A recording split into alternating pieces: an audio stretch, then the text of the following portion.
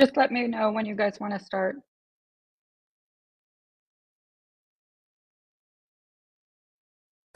Thanks. We still have a few minutes. We're going to wait for Drew. Okay.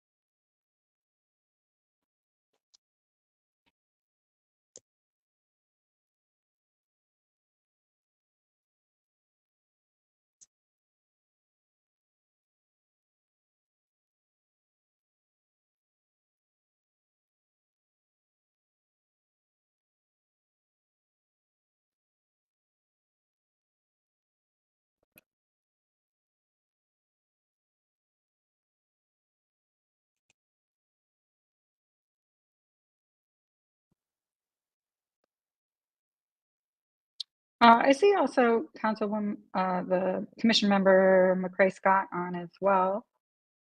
Do we have a quorum? Do you want to go ahead and start the preamble? Sure, let's go ahead. Okay, so welcome everyone, and apologize. This is Lillian Curry. I'm cheering from Zoom or WebEx. And this is the October 4th City Planning Commission meeting. And first, the planning director is going to read some of the preamble and some of the rules of the meeting. So go ahead, Director Wong. Thank you. I'm going to call you Councilwoman Wong. Director Wong. There you go. Can everybody hear me through the audio online? Just want to double check audio. Yeah, that's good. Okay, great. So here's the preamble to introduce the meeting. In compliance with notification requirements of Ohio's open meeting law and section 101.021 of the codified ordinances of Cleveland, Ohio, 1976, notice of this meeting has been publicly posted. All boards and commissions under the purview of the City Planning Department conducts its meetings according to Robert's Rules of Order. Actions during the meeting will be taken by voice vote. Recusals from any vote due to a conflict of interest should be stated for the record prior to the taking of any vote due to a conflict. Prior to the taking of any vote. In order to ensure that everyone participating in the meeting has the opportunity to be heard, we ask that you use the raise hand feature before asking a question or making a comment. The raise hand feature can be found in the participants panel on the desktop and mobile version and activated by clicking the hand icon. Please wait for the chair or facilitator to recognize you and be sure to select unmute and announce yourself before you speak. When finished speaking, please lower your hand by clicking on the raise hand icon again and mute your microphone. We will also be utilizing the chat feature to communicate with participants. The chat feature can be activated by clicking the chat button located on the bottom of the WebEx screen. Calling users can unmute by using *6. Slide. All meeting activities being recorded via the WebEx platform. These proceedings are also being live streamed via YouTube. All requests to speak on a particular matter submitted through proper channels have been considered. We have also received emails from those who have provided written comment on a particular matter. Proper channels for comments are listed below. Communication with members of this body must follow proper channels for consideration. Any comments received by the Wednesday noon deadline are collected by city planning staff and disseminated to the commission members prior to any scheduled meeting. Proper channels for public comment include sending an email to the city planning address with a comment or letter, calling or leaving a message at 216-664-2210, sending a letter or dropping off comments at City Hall. All right, so for those who are new to the process of the City Planning Commission, here's a little bit more about the meeting rules and procedures. So the Chair Curry, will call each agenda item, and then each applicant will be invited to proceed through their presentation. Each presentation should be completed prior to questions and comments from the Commission in order to facilitate a smooth presentation. Once the presentation is concluded, the Chair will ask the planning staff to summarize Design Review Committee recommendations and any public comments received. We spoke prior about the deadline for public comments. Any public comments received by the Wednesday noon deadline will be placed in Dropbox for Commission members to read. Staff will also identify any members of the public present and scheduled to speak. Public comment is allowed at the discretion of the Chair, and any individual providing public comment is permitted 2 minutes to speak to the agenda item in which they have an interest. The Chair will then request a recommendation from staff if applicable.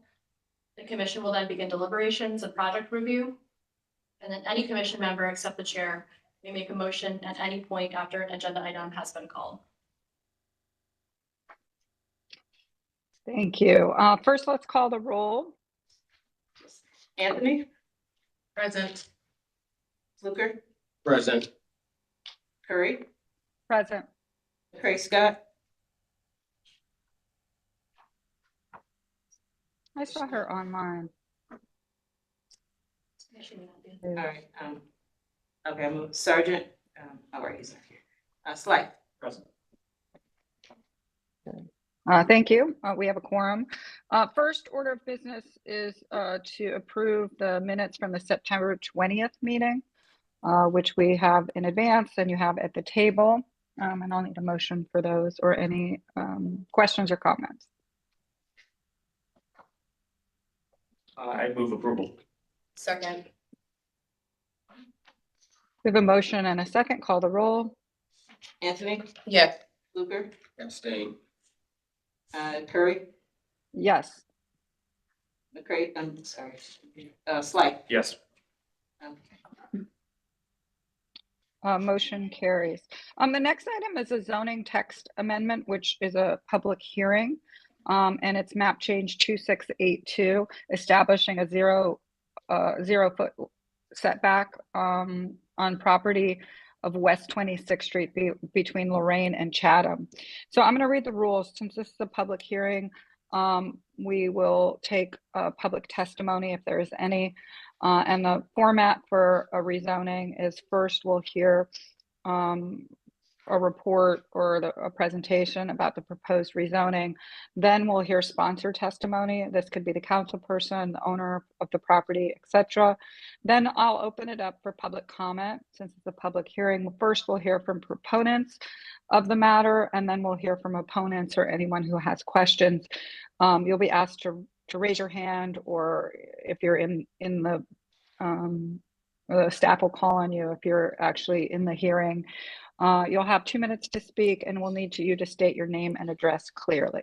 So with that, I will turn it over to staff.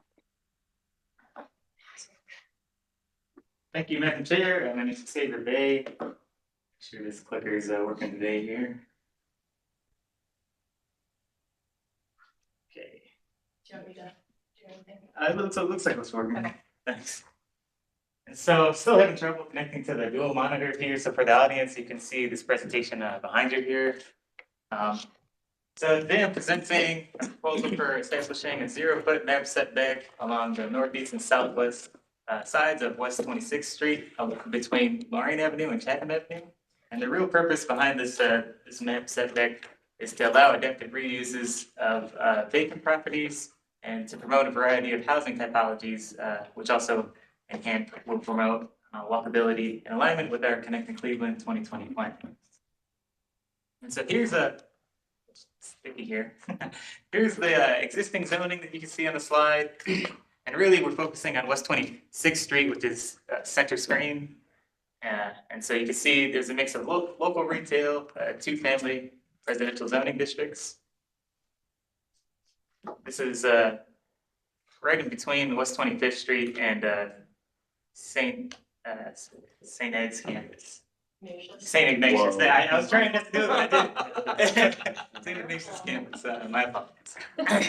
And so here you can see the area where we're planning to map the 0-foot setback. And so currently, you can see there's a lot of parking lots that we're mapping this on, as well as a vacant lot just south west of King Court. And this is really to help promote more, because we're looking forward in the future and expecting these lands to be redeveloped upon.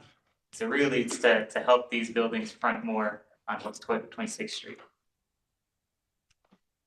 So just a reminder for you, map setbacks can only be changed with legislation. They take precedence over all other setback regulations. Typically, setbacks are determined by the average setback on the street. So the setback is a required front yard space in which no structures can be located except where specifically allowed by the zoning code, and they're indicated on our building and zoning maps. These can either be from the street center line or the property line. This one is supposed to be from the property line. And so here I provided some context photos. So on the top of the screen, you can see a southerly view standing on Lorraine Avenue, looking down 26th Street. You can see there's Boaz Cafe on the left, some retail uses, and on the right, parking lot. And then on the bottom of the screen here, you can see a vacant lot, which is, there's already plans that you've actually seen and approved for so it's a residential complex.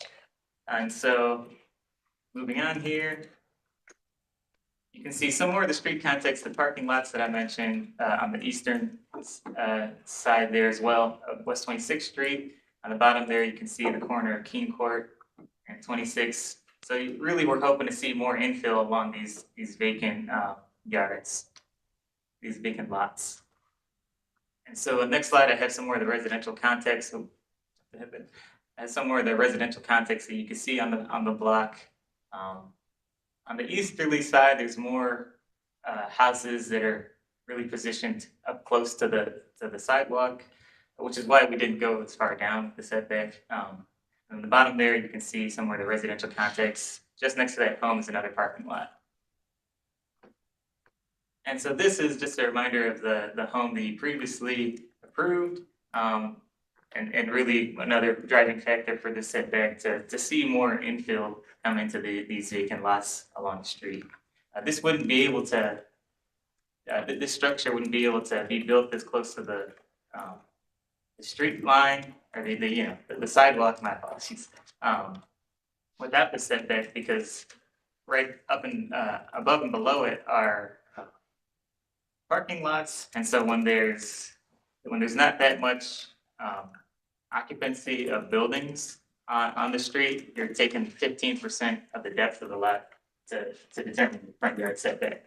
So a lot of this infill would really be restricted to have the 21st century standards of housing developments. And so that's just it. Presenting to you the 0-foot map setback here in between Lorraine and Chatham. Okay. I assume there's no applicant. Is the council, do you have the approval of the councilman or anyone to speak? Isn't from the applicant's point of view? Madam Chair, I don't see the applicant or councilman present, but we did have confirmation from the councilman of his support. Okay, Thank you.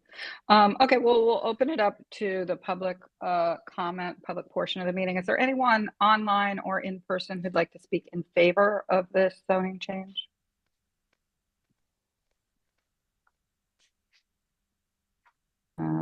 I don't see anyone online or in person. Is there anybody online or in person who'd like to ask a question or who's opposed to this zoning map amendment? Excuse me, Madam Chair, I do see Wes online, I believe. He is, he can speak if he'd like. He does own one of the lots there that he do see some infill development happening on. Okay, I don't see his hand raised. Good morning. Sorry to interrupt. Happy to just observe this one today. Thank you. Okay, I didn't see your hand. Okay, we're going to close the public portion of the meeting and turn it over to commission members for discussion questions.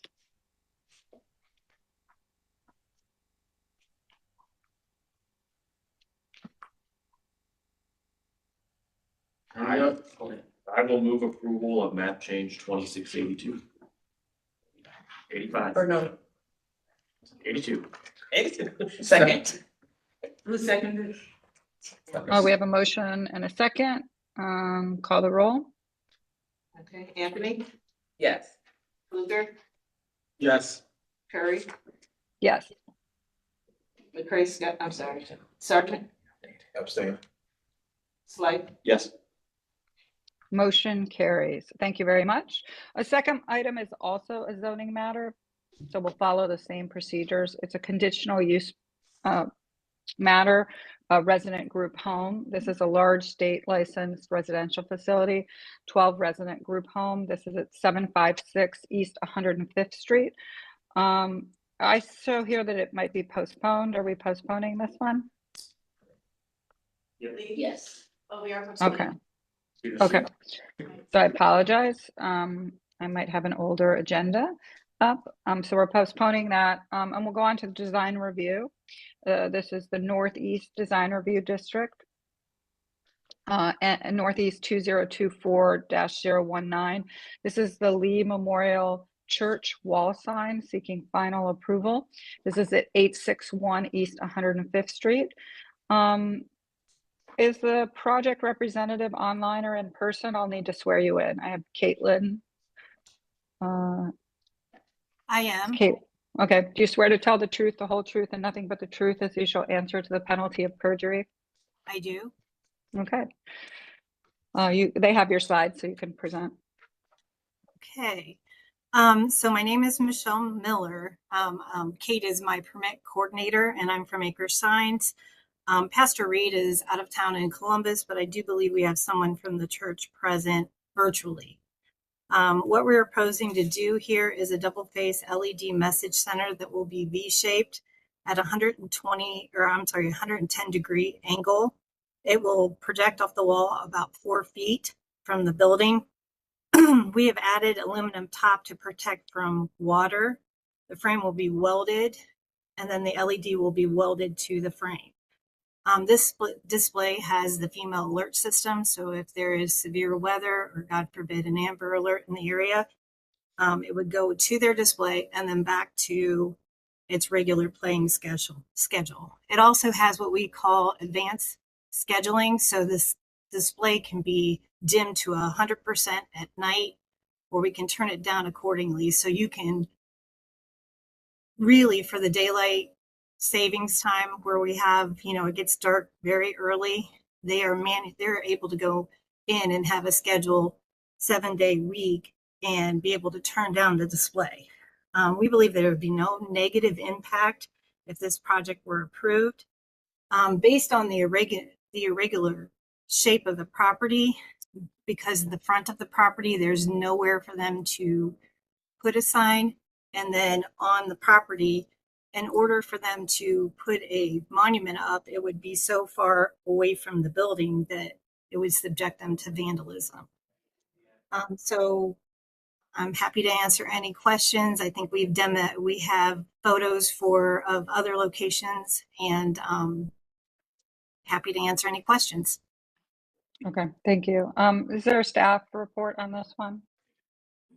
Yes, Madam Chair, we have Ariel Washington from Design Review, and then myself to speak to any variances, the variances that are needed. Okay, Madam Chair and the rest of the commission, this came to Northeast Design Review on the first. They asked for final approval, but it was given schematic approval. The presentation that was presented wasn't sufficient enough. So on the motion form, we have a schematic approval with stated conditions, lowering the sign by approximately 5 brick courses, about 14 feet, and centered on the door, to have a black frame around the text portion and the etched pieces rather than white, and cover the top and the bottom area with consideration for drainage, because in the presentation, those were open. And the last is extending a border around the LED display to match with the border on the side piece above. And that is all. Did they address any of the conditions yet? So they said they did, and they sent me something at the end of the day yesterday. So it's too late to have for presentation today, and they're said to come back to design review. And with Okay. your approval, I guess to save time, if you would like, they come back to Northeast Design Review. I'm pretty sure that they would achieve a final approval there. Will they be able to move forward and not have to come back to Planning Commission after they present to Design Review? okay. We'll see what the commission prefers. Xavier, do you want to go next? Yes, thank you, Madam Chair. So the variances needed here are for the electronic sign, electronic changeable copy sign in the local retail business district. And so I just provided some more contextual photos for you here. You can see the church right on East 105th and Bryant Avenue. You already seen a lot of context. Just go over briefly, typically just reminding you that section 350.16 gives the planning commission jurisdiction to vary the sign code, and mainly you're looking at design compatibility, design guidelines, and minimum variations from zoning code. And so, like I just said, the main variances needed here is just having the electronic changeable copy sign in a local retail business district. There's no issue with the square footage proposed. It's just simply the type of signage. Lastly, your considerations you can see on the screen here. Does this result in signage that is better suited for the design subject property, properties nearby? Does this result in signage that follows CPC standards of approved design guidelines? Are these variances the minimum necessary to ensure design compatibility with surrounding properties and residential neighborhoods? And really, the last point I tagged on here is for the electronic changeable copy signs. Just mentioning that each display of information shall remain static or fixed for a minimum of 20 seconds, thereby prohibiting things like flashing, scrolling. Okay, thank you. Commission members?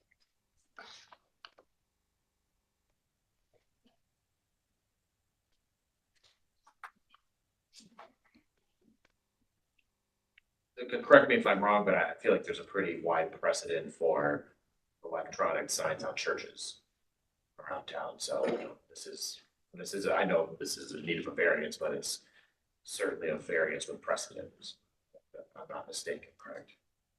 Through the chair, this is Xavier Bay, correct? To answer the question presented, yes, every church in the city honestly is moving towards this type of signage. As you know, the old school, forgive me for lack of a better term, like going up and changing each placard by hand is being phased out by more of these electronic signs. Madam Chair, I make a motion to approve for final with the caveat that they go back to design review with the changes recommended at schematic review. Okay, we have a motion. Do we have a second? You also need to add the variance. And the variance. Okay. with the variances included. Do we have a second? Madam Chair, I was gonna add one more piece of information. So this is basically two pieces. They're here today for the variance.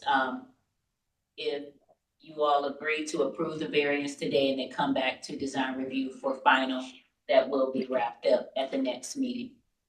Yeah, well, we're saying we're giving them final approval. They don't need to come back to us. It's in the design review, so we're just giving it final approval and go back to local and staff. Okay, thank you. All right, we have a motion. Do we have a second? Second.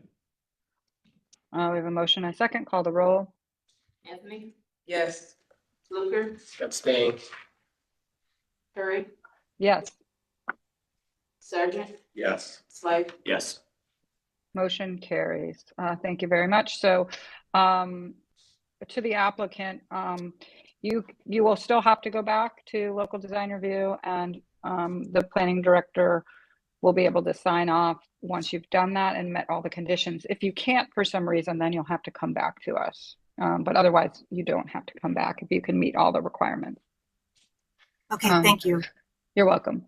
The next item was postponed at Arcade Place. So we're going to Euclid Corridor next. This is Euclid Corridor 2024-027. Euclid Corridor Buckeye Design Review. This is a residential demolition seeking final approval at 9410 Kennedy Avenue. This is the city of Cleveland, so I don't need to swear you in. Well, we don't have Jillian Bellino today, but we have Wu Jun, who came Okay. to the city. He's Let's go. Welcome. There you go. It's great to see you again, Wu. Hi, good morning. My name is Wu Chun, City of Cleveland Demolition Bureau Manager. So this is the proposed project for the proposed demolition, like you said, the 9410 Kennedy Avenue.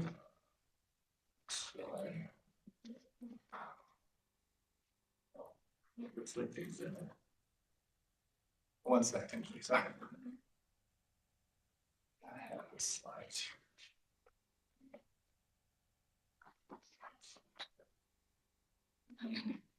It looks like the slides didn't make it in. Still high.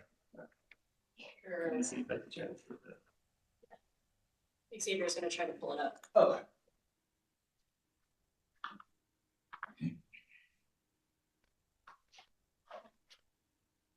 It's also in your Dropbox files if you have access to Dropbox.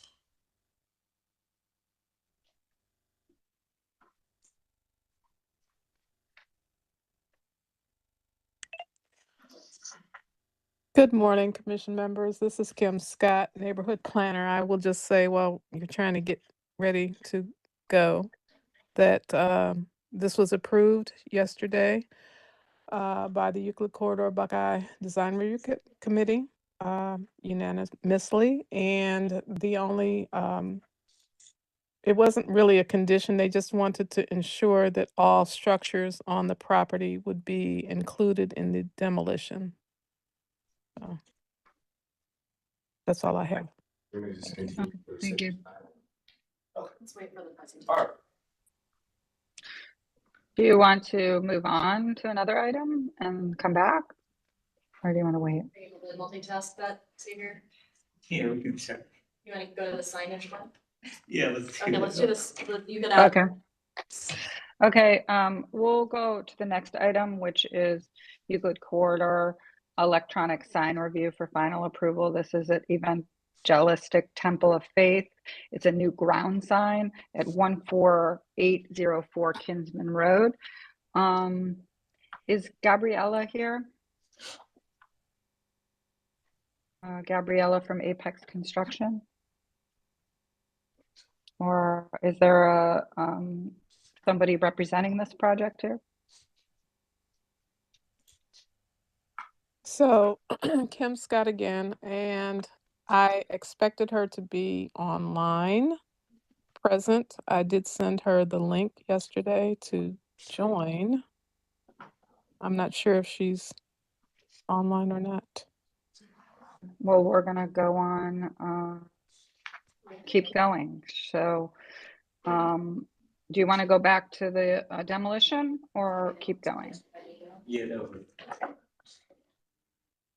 Let's go, why don't you just cue it up verbally? Okay. All right, Wu John again. All right, so this is the demolition at 9410 Kennedy Avenue. This is a two-family residential with a detached garage. We're seeking demolition on both the main structure and the detached garage. So it's in the neighborhood like Buckeye Wood Hill. The owner of the property is Calvin Gary, and he's owned it since 2014. It's been condemned since October of 2021 with 4 formal complaints in our Acela system since 2010. So we've already done an asbestos review. And once we get approval, we'll be able to demolish it. It's probably been vacant for at least for about 7 years or longer. And there's approximately $2,000 in back taxes. The location is it's basically south of Woodland and north of Cumberland and east of East 93rd and west of East 96th. So on Kennedy, there's not that many structures left. There's about 3 or 4 structures left. And basically surrounding the property is basically publicly owned vacant land. Do you have a picture you could just show the commission members on your tablet? Sure, I could do that. Oh, here you go. It's up. We got it. Yeah, the front doesn't look good, but if you keep going, towards the side, the foundation's, pretty much gone. Maybe pause on that, overhead for a second just to see location. Yeah, so as you can see, there's not that many structures left in this area.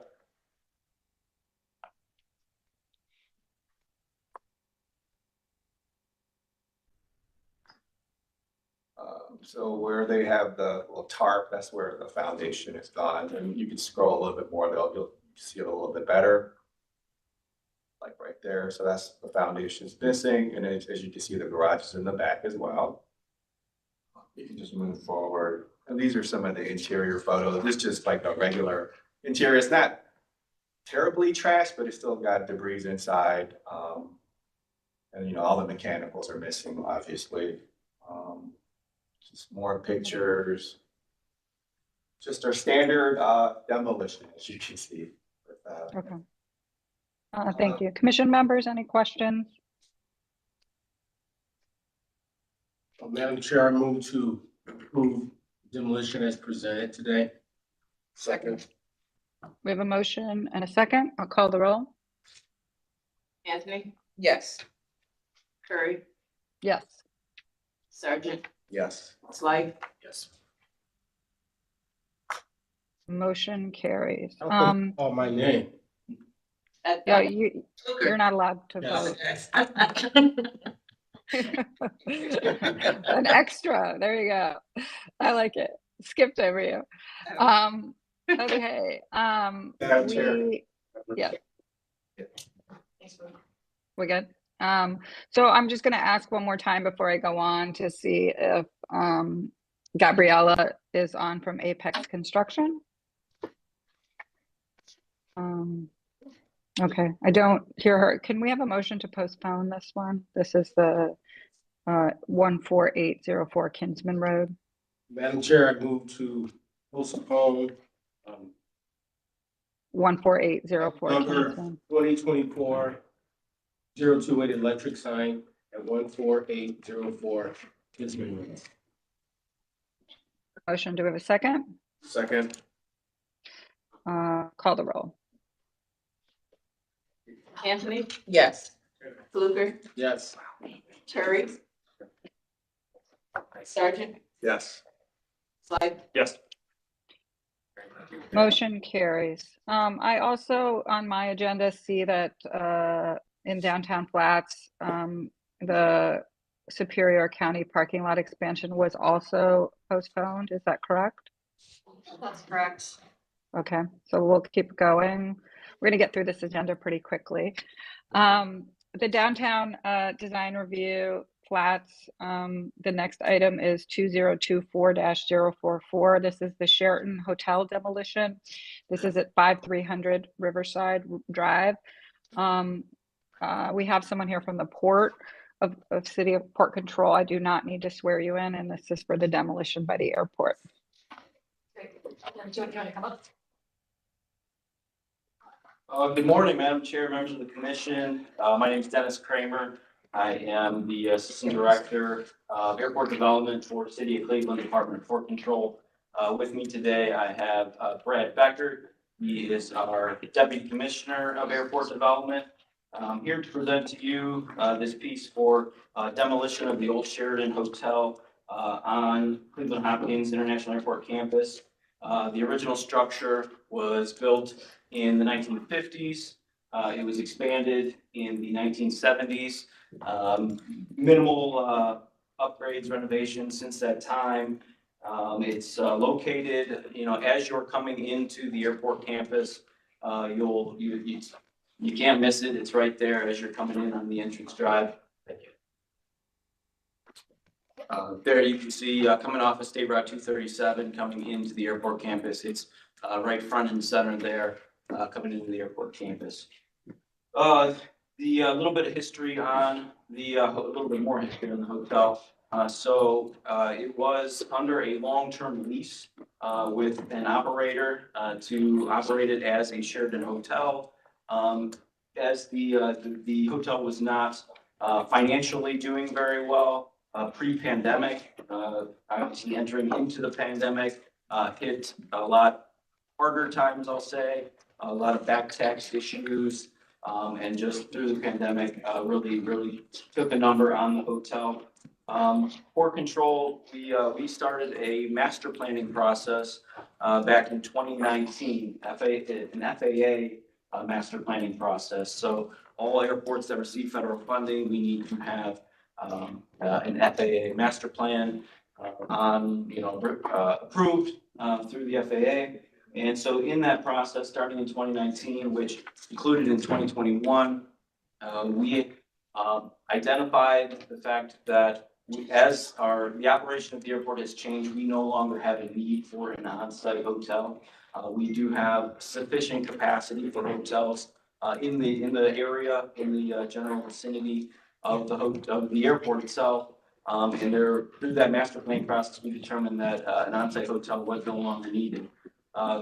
Accompany that with the fact that the hotel was in dire straits, I'll say, and actually the structure itself needed a lot of work and code issues and everything else. So we approached the operators at the time.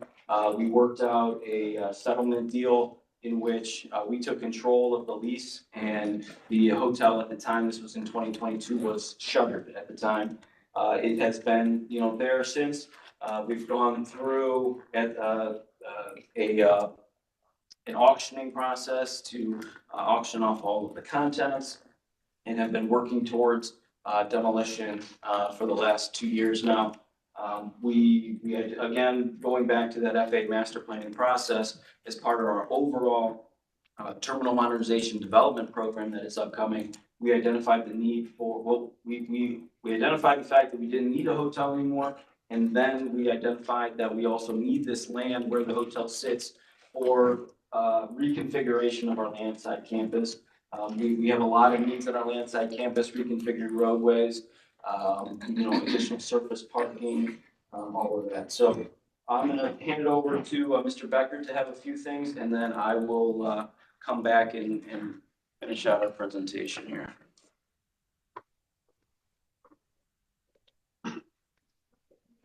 Good morning, members of the commission. Again, Brad Becker, Deputy Commissioner. Basically, the demolition of the project, we're going to follow all the city codes and building codes as far as demolition of the building itself. Bring the building basically down to grade and take the pillars down 3 feet. It'll be backfilled up to the existing grade with clean fill. Generally in the areas where there are trees within the confines of the building, if they're 10 feet away, we're going to try to save any kind of trees that are in the area. There aren't any there now. But, and also, when that building comes down, according to FAA regulations, we had to do what is called a categorical exclusion, which is an EPA document that we had to make sure that the building didn't have any asbestos in it or didn't have any kind of, volatile chemicals or anything. So it did pass the CADEX. We also talked to SHPO down at State. It is not on the historic register of buildings. There's been a lot of renovations over the years in that building, which sort of took it out of play as far as SHPO goes. And you can see in some of your, what I gave you in the handout, there's some pictures in the back there. There we go. See, the building is, it's in disarray in the interior.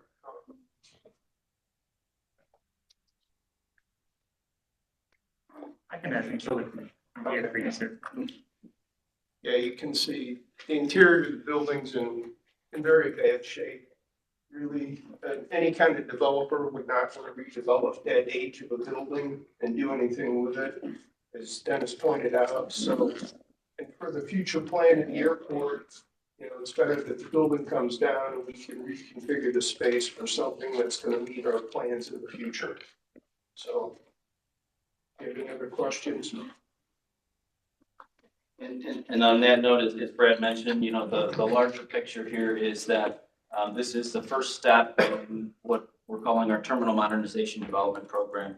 There'll be a lot of parts of that program that will be coming here to this commission to discuss and seeking approval on. But for now, this is our first step in this holistic terminal modernization development program that we need to bring this down for future use and future reconfiguration of our landside operations. So with that, we'll take some questions and appreciate your consideration today.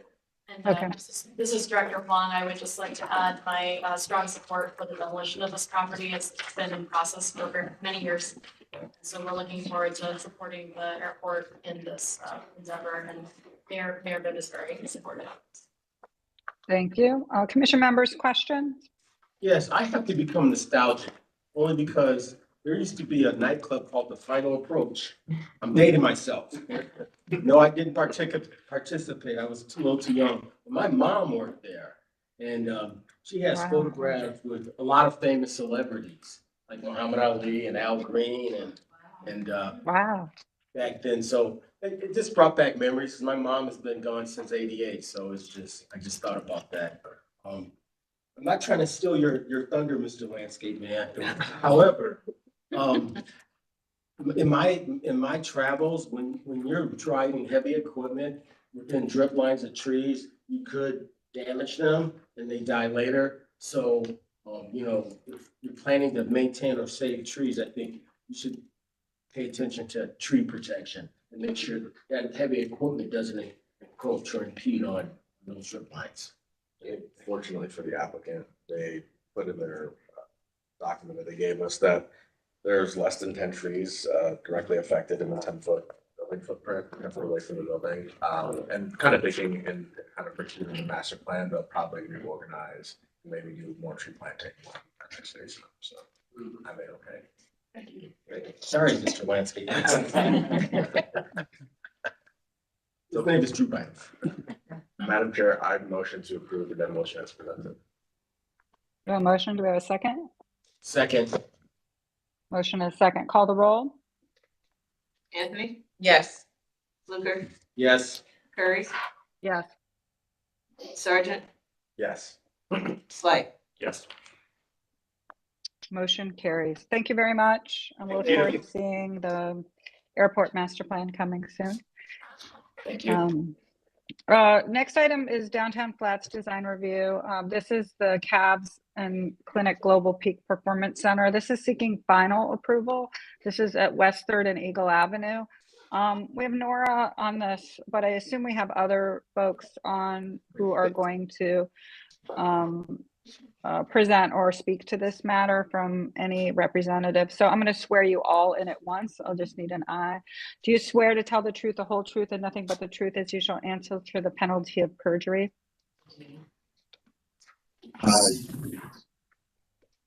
Okay. And to the director, does staff want to go first on this one and make any comments, or you want to just turn it over to the team at So- Bedrock? Thank you, Madam Chair. I will start. Dan will make just a brief summary of the last conditions made, and then we'll turn it over to the Bedrock team. So, Okay. So, this project, as we all know, is key catalytic project for the Cuyahoga Riverfront Master Plan. Just to summarize the process to date, between the schematic and the final submission, we did meet several times with the Bedrock team. So the city staff met with them September 9th, 17th, and 23rd. Discussions and iterative revisions have resulted in significant process for the final design. And today, the Bedrock team is seeking final just for the architecture. They will be back for other elements and they'll speak to that. So we're really just looking at the vertical of the architecture. And with that, I will turn it over to Dan to summarize the conditions that the Planning Commission gave at the last public meeting. Yeah, thank you, Director. Dan Schenkel, Principal Planner, Public Realm Major Projects, and also the Administrator for Downtown Flats. Morning, everybody. Appreciate you joining us today.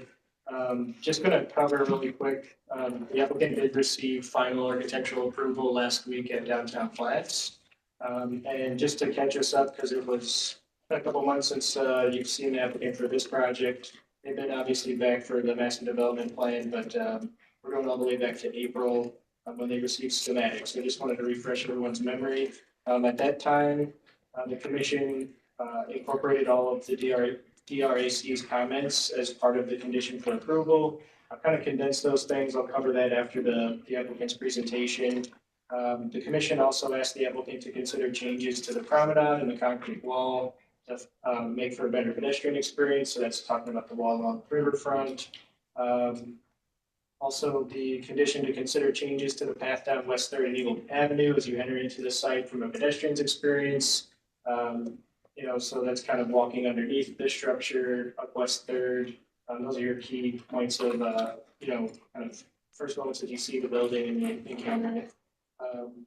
The commission also asked the applicant to address the fenestrations on the building and how the project ties into other elements of the master plan. Things like, eyes on the street concept and things that are in the master plan, but also commission member Sargent had brought up the glass fenestration detailing operated. And then the integrated public art plan was requested to be presented to the commission at a later date, and we will be coming back at a later date for that piece. So those are the conditions from prior, just to catch you up. And then I'll hand it over to Nora and her team. She'll walk through, and once she's complete, I'll run through the staff report with you. Thanks, Dan. Good morning. Good morning. To the chair, Nora Robnoff, Bedrock, to the chair's comment, in the room today with me is part of our very large group, and they will introduce themselves as they come up to the podium, and then we're represented nicely also online. So we have our full team here, and as always, I stand on those strong shoulders as I'm before you. I fell into kind of an accidental alliteration this morning with some of my notes, because I mentioned to the commission last time, it never fails to kind of excite me, but also intimidate me to sit in front of planning commission. So thank you for having us. We're excited to be here with this very large group. April seems like ages ago, and the work that we've done together with our partners at the city is significant. I want to just note Linda Hendrickson, Katie Moore, Alicia Howells, Dan Schenkel, of course, as our guides through this process, and certainly to the director for lending both staff and capacity to our process. My next two, progress and permits. So if you go down to our site, you can go right up to the work extent, and it's this fantastic kind of visual toggle of before and after. As our parcels are nicely graded, the bulkhead is complete. It's actually quite beautiful, the bulkhead. And you can see it, that fence line, kind of the future as we prepare for this building, the buildings to come, and the public realm elements that Dan talked about. as we focus today on the architecture and those buildings, we're excited to have submitted our deep foundation permits to the city at the end of August. And have been working together with a separate portfolio of city staff to shepherd that process through. So this is done certainly with Bedrock's name on a piece of paper, but with partnership leading us through the entire process. As Jack and Cullen go through our presentation today, you will see the annotation of changes that we have made since certainly we were here with you last and last week at DRC, and then when we were before DRC in July. So we are excited to present the project and look forward to your thoughts as we move forward on activating a part of the river that hasn't seen this type of activity in a very long time. So thank you, Jack and Cullen. Good morning, Commission. I'm Colin Mavis. I'm with FPSK and I'm the master plan team. So it's been reiterated this morning, but we are in the middle of what is a long process. We're working with the city on the master plan and really excited about this first phase of construction. Our approvals in April, schematic and conceptual for public realm. We have been back for the master plan from an informational session, and that will also be coming back for final approval this fall. So we'll be back again soon. Today we are here for architectural approval, but happy to answer any questions about the progress on the public realm as well. So we've been working with the city on that throughout. Next slide, please. Do I do it? Yeah. Here, I'll leave it to you, okay? All right. Oh, sorry. There's a bit of a lag, Got so you might just have to wait a second longer.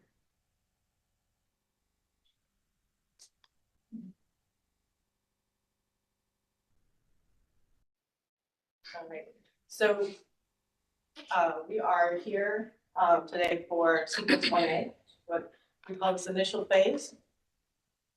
And it is part of the full improvements that include the public realm and parking lot and landscape and all of those elements that surround the building. But for today, sorry.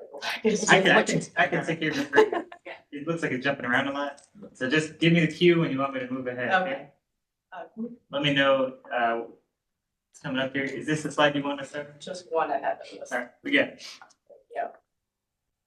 All right. And so for today's approval, we are really focusing in on the building, but we know that this always falls within the larger framework, and happy to kind of discuss those progressions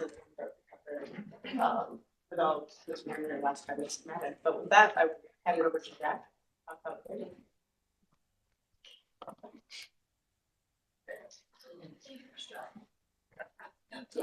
Thank you. Good morning, it's good to see you again.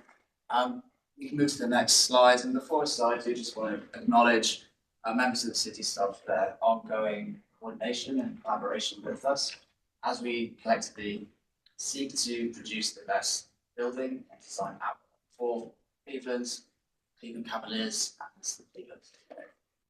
As had been mentioned earlier, we're here today for final approval on the architecture. With that said, we do have imagery and content related to the landscape to give some context behind that design. And we do see it as a holistic design where those two pieces really come together and enhance each other.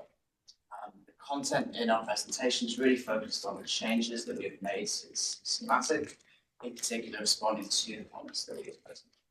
As we move to the next slides, in terms of our existing site conditions, as we move into the next slide, as we will know, ongoing site work is happening across parcels 18, 19, and 20. I'll go to the next slide, and we wanted to start with the series of plans for the building. In particular, we wanted to focus in on the relationship between the public realm and the interior program. Those areas of glazing where we can create that vision, that connection between the two. In terms of the orientation, north is to the left of the page. We're going to start towards the right on the south, in particular the elevation facing onto the west here. So this is an elevation that is glazed across that whole portion, and that's going to be looking into the clinic, the lobby area. We've also begun to move that glazing around the corner, both towards the south and towards the north as well, facing onto Eagle Road. In particular on the south, they're looking to create that connection between parking lots and that lobby as well. It's really important for us. We're creating these destination moments throughout the building. We're also paying attention to that sequence from the back of the parking lot all the way through that building, bringing people in towards the destinations. As you move across Eagle Road into the training facility portion of the building, you can see the area that would be the public lobby to the cabs. And that's an area we've put a lot of focus in since the schematic approval, in particular expanding that footprint, creating more glazing and bringing that glazing closer to Eagle Road. That way, pedestrians and people along that public realm, they can get glimpses into the facility there. And also introducing programmatic elements that speak to the history of the cabs as well, creating that interest and connection between the two. As you move across that west elevation, moving towards the north where we have that retail space, also maximising the glazing at that location as we wrap up that corner. I can move to the second level on the next slide. And this is an area that we have significant glazing wrapping around all the way that south elevation of the clinic throughout that west, really picking up that special moment where we have that double height space with dining. As that faces north, that's a real connection between the public realm and the heart of the house training facility. That glazing begins to wrap around the north as well. But as we start to have more kitchen and back of house conditions, that glazing starts to move upwards, it angles upwards. We can move on to the next slides. And again, a similar approach to that west and south. We're also starting to see the glazing along those programs on the north. And then when we're introducing changing rooms, for example, we're continuing that band of glazing, but creating more of a clear story condition there. Really trying to bring that across into that east elevation. Particularly as we continue across, and if you can imagine the intersection of New Roadway and Eagle Road, that's an area we pay particular attention to as well, really maximising glazing where we can along that. And moving up to the next slide. On level 4, this is an area that's seen a real increase in programmatic space. So we're introducing flexible event space at this level, as well as terrace and occupied spaces on both the east and west portions of the roof level. I can move to the next slide to the high roofs and just get a sense of that. I can move to the next slide, please. So this is a series of renderings. You would have seen these before, but each one of these renderings, we're starting to point out the big moves, the big changes that we've made since schematics. As we move into the next slide, we're maintaining that overall look of the building, but pointing out where we've added that significant programming glazing up on level 4, as well as paying attention to that podium condition along the river wall, looking towards that art integration in particular. Move to the next slide.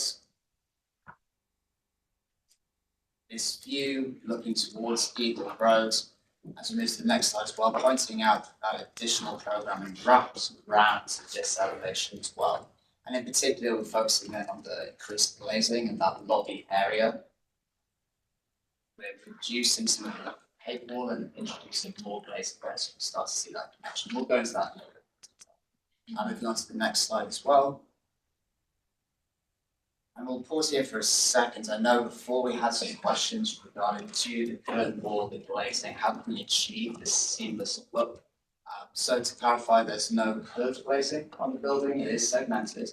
But we paid real attention both to the modules of that glazing, with that 3-4-6 in particular, and also the radius in each of those locations throughout to make sure there's nothing too tight to really get that seamless look. Ultimately, it's all down to the details. So we're using what's called a four-sided SSG system, which means there's no external caps to break up that glazing.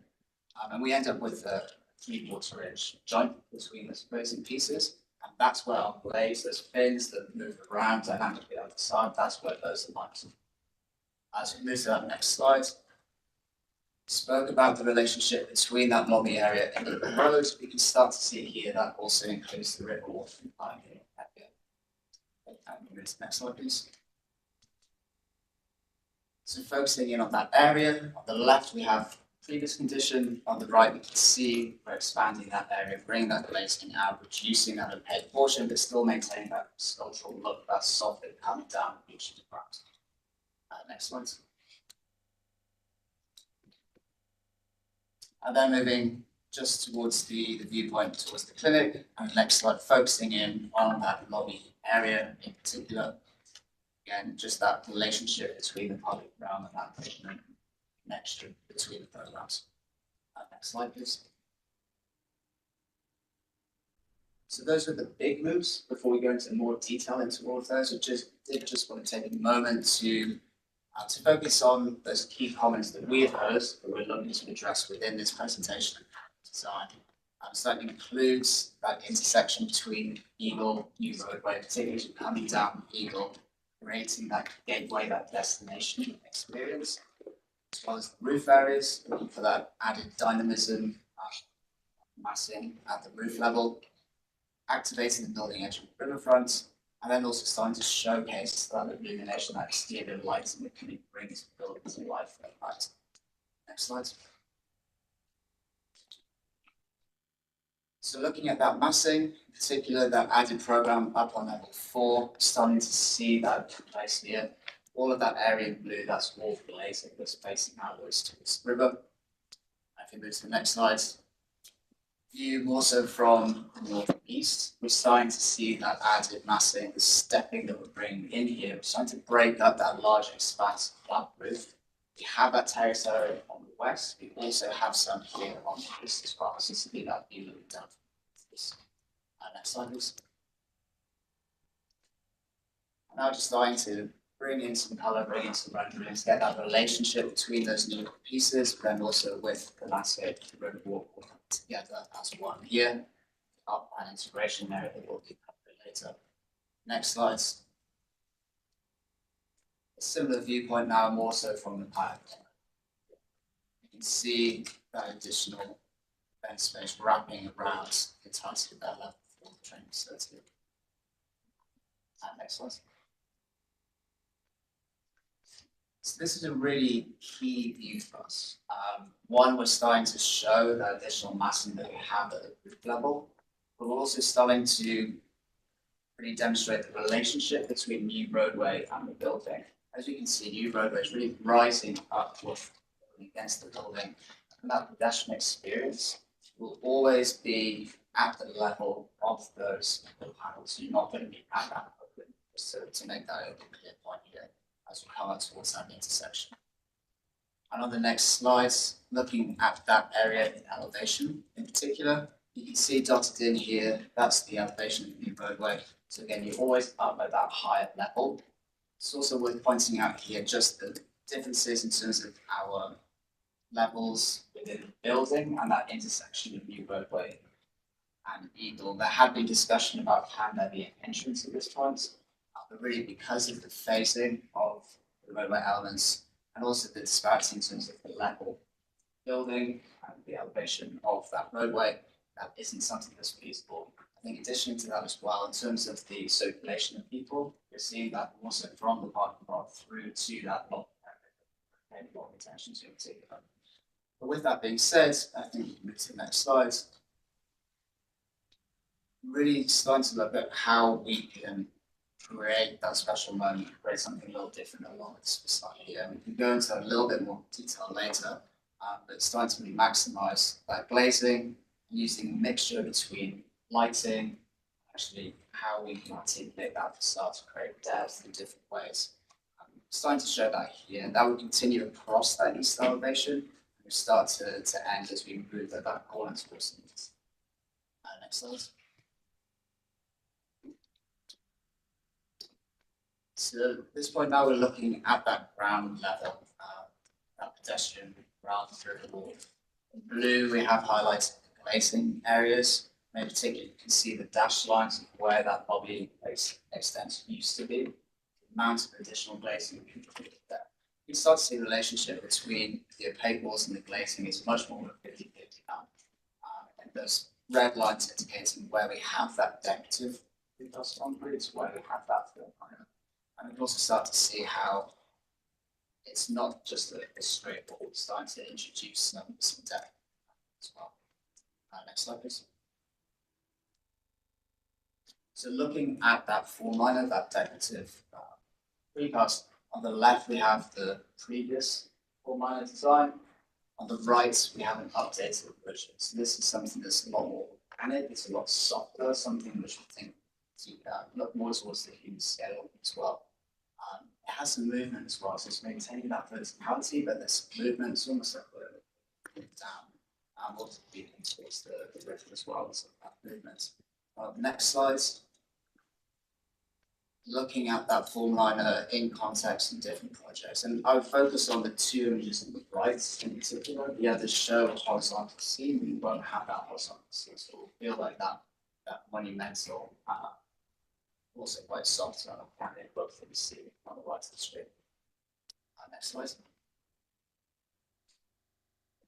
So looking at the area for art integration in particular, so we have highlighted here the extent of that opaque wall where we have the floor liner approximately 189 feet. As we move to the next slide, we have the existing condition, so we have before. Really looking at this area, how can we integrate artwork, integrate it in a way that's within the actual architectural design itself. So as we move to the next slide, you can see we're looking at how we can create that panelization of modules of that precast, and in certain areas we can recess into it, so be a different finish, it will be recessed to the form liner that we have.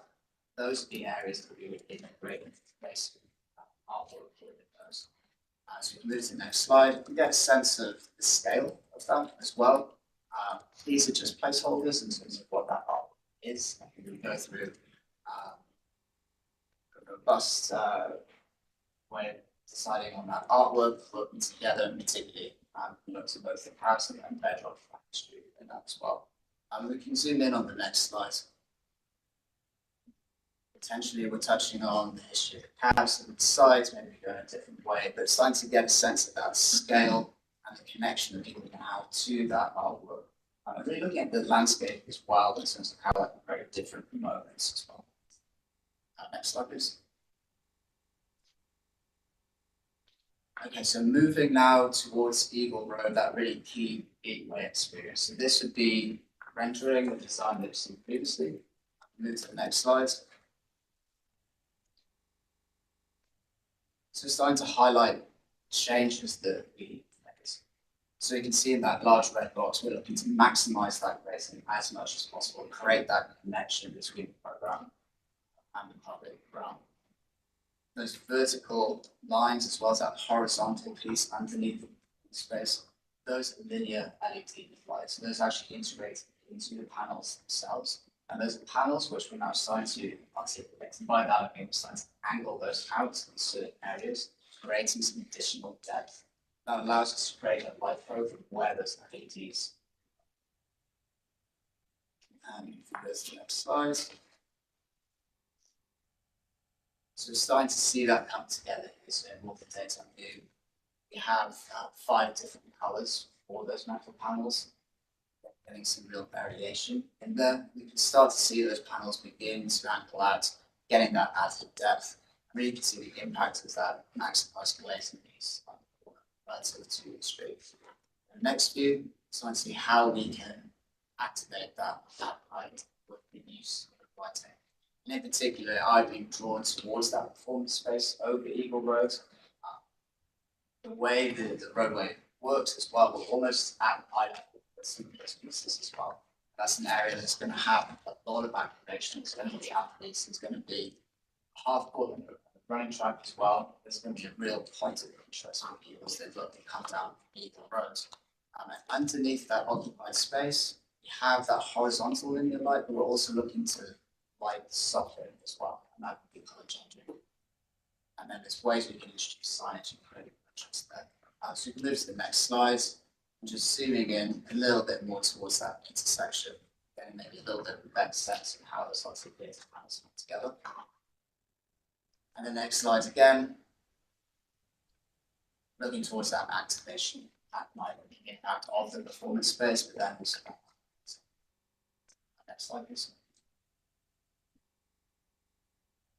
As you move now towards the west, into that river view, again lighting the way that can play a real role in creating that iconic moment, that anchor point towards the revitalization of the river. Next slide.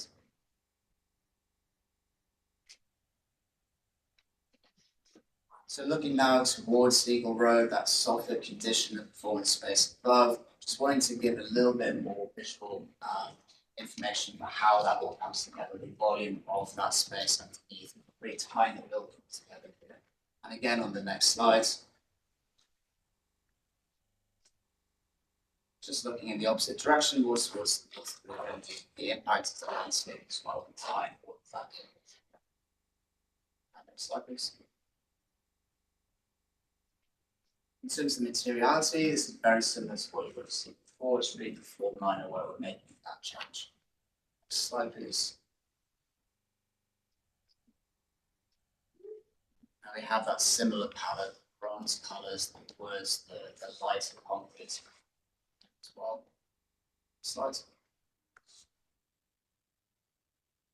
So touching on the lighting quickly, you can see the impact of those renderings. We're focusing on those middle three images. To the left, we're using downlights. This is going to be at the river walk at that 3,000 condition with the full liner. The middle image looking towards that surface is the uplighting. And again, the color changing really active environment that came down towards the river. And then the image, the third image there in the middle, looking towards the actual lighting of the facade itself. I would have downlights between each dark blades. That will create that beautiful lighting effect, really integrated with the building design. Next slide, please.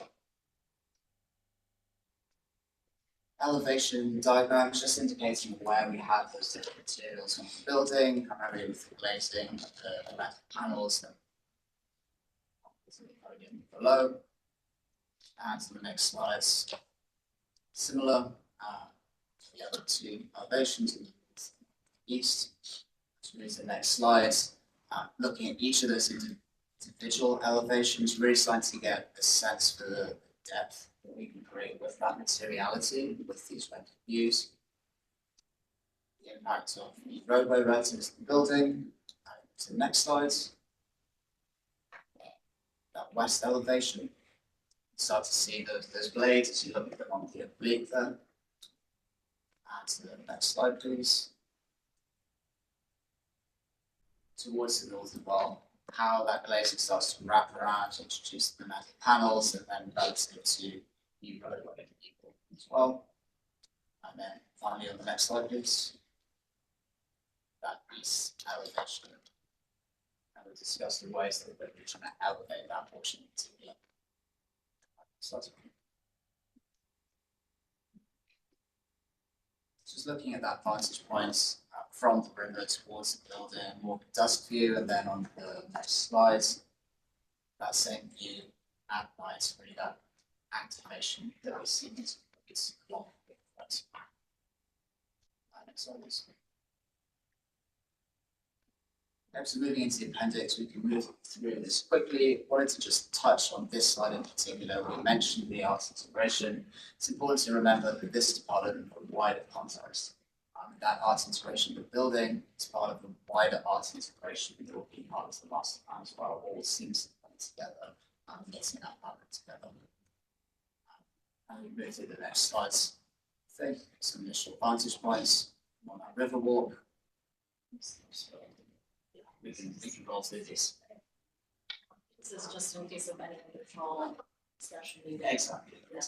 Yes. I think we can stop there and take questions if they, if you need to refer to the appendix, you can. So, commission members, any questions? Madam Chair, Dan Schenkel, Downtown Flats Planner. Just wanted to go through the staff report with you guys. And let's see if I can just jump to it and get your thoughts to me.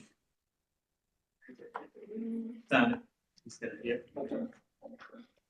And you've got this in front of you, so I'm sure we can't read that on the screen there. But I just wanted to start off, we got into a lot of the details here with the Bedrock team. Thank you guys so much for walking us through that. I wanted to start off by just backing up for a second and thinking about what this project means for the city of Cleveland. This is a catalytic project that's part of a broader vision for our riverfront. It reconnects one of our sports teams with some of their key operations while reinvesting and reinvigorating parts of our downtown. The facility features publicly facing services for our athletes and positions us on a global scale with state-of-the-art athletic resources. The development also includes significant new publicly accessible riverwalk with a grand vision of 3,000 contiguous linear feet. That's going to be a game changer, I think, for us, and this is really kicking off that project. It's our key linchpin in moving this forward. It positions us in a great way to reconnect our community to our waterfronts and connect us across our peninsulas. A couple of key points of discussion I wanted to cover today with you guys. Obviously, they're seeking final approval for architecture today. There were a number of conditions and comments, throughout the project, both site and architectural. We're going to focus today on architecture. A number of things that weren't addressed today in terms of architecture. We're hoping that the applicant will continue to work with us to address those conditions through deeply integrated public art and landscape plans as we move forward. We want those areas along New Roadway, Eagle Avenue, and the Riverwalk to be robust and integrated and beautiful. Why did dogs? Also wanted to point out the eyes on the street concept that is part of the master development plan, and this idea of that experience of New Roadway, walking down that street, the experience of Eagle Avenue, and so much of that paneling that takes up such distance. And our suggestion as staff is to look at that shop lab in particular, which is behind some of that paneling, and open up some fenestration there to really engage the public in what's going on in that building. Obviously, what's over the roadway is very beautiful and nice, but it's a little bit difficult to engage in. At the shop lab in particular, it's a little closer, and people can actually see the functionality of that building a little bit more from that eastern side that faces back to the city. I think Director Vaughn pretty well covered the project coordination that we've gone through. There's been significant work on the site already completed, which is really exciting. It includes bulkheading, which is a major infrastructure move for the city and for the region. So we really appreciate Bedrock's commitment to restoring those facilities. We're not going to look at, as we've talked about, anything public realm, public art. All those things are coming back at a later date. So our motion today should reflect just the architectural approval. Did want to reiterate that they received approval last week at Downtown Flats with no conditions. And so on the page 2 here, I'm just going to walk through those previous conditions and our understanding of how the applicant has responded to those. So Your pages are numbered. What do you mean by page? the second page on the screen there. So if you just flip over to it says Number your page. Thank you. Good thing. So it says City Planning Commission schematic approval on 419 is the header there. So the commission asked that the applicant incorporate all the DRAC's comments. I went through all of those comments and removed everything that wasn't architecturally related.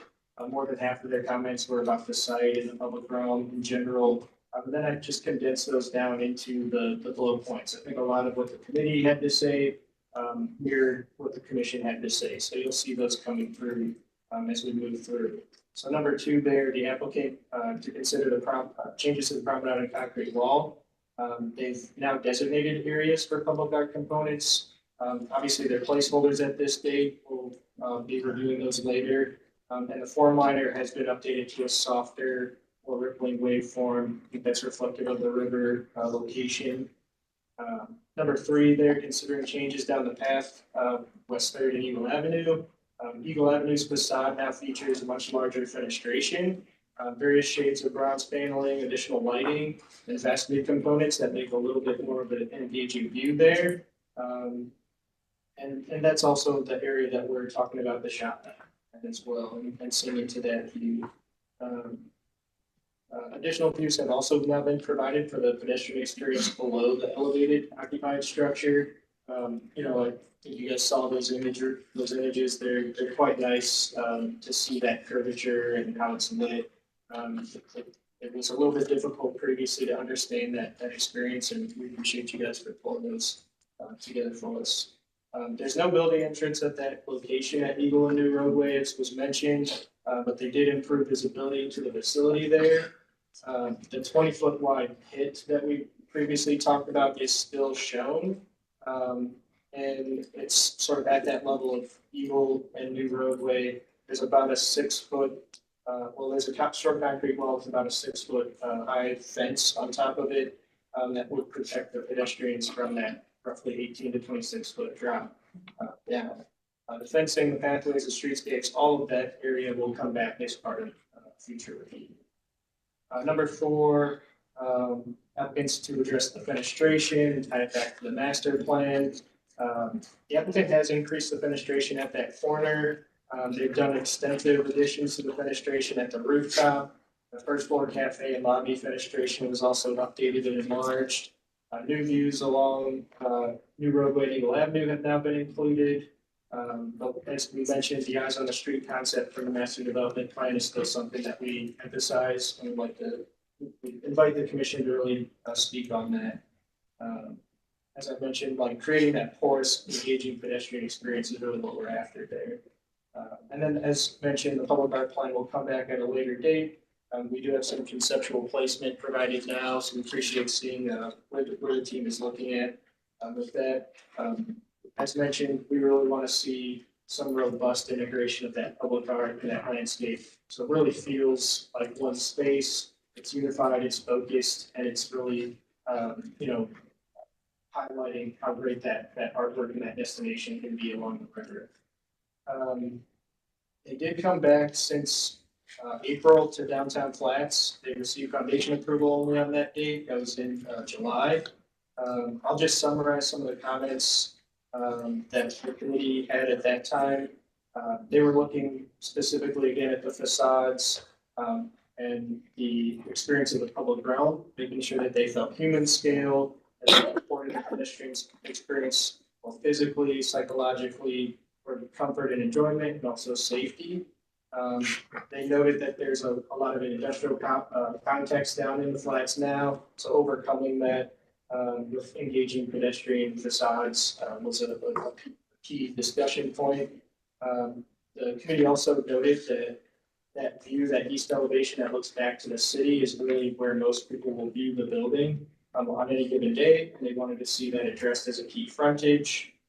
And then providing more views from where most of Clevelanders will see that building, places like Ontario, Memorial Bridges, New Roadway, Eagle Avenue. They also talked about the concrete plinth and integrating that with the overall architecture, making it feel a little less separated as two different forms. How could the plinth be sort of a destination and a beautiful element in its own right? And then finally, the public art. They really wanted it to feel integrated into the full design and not really placed after the fact.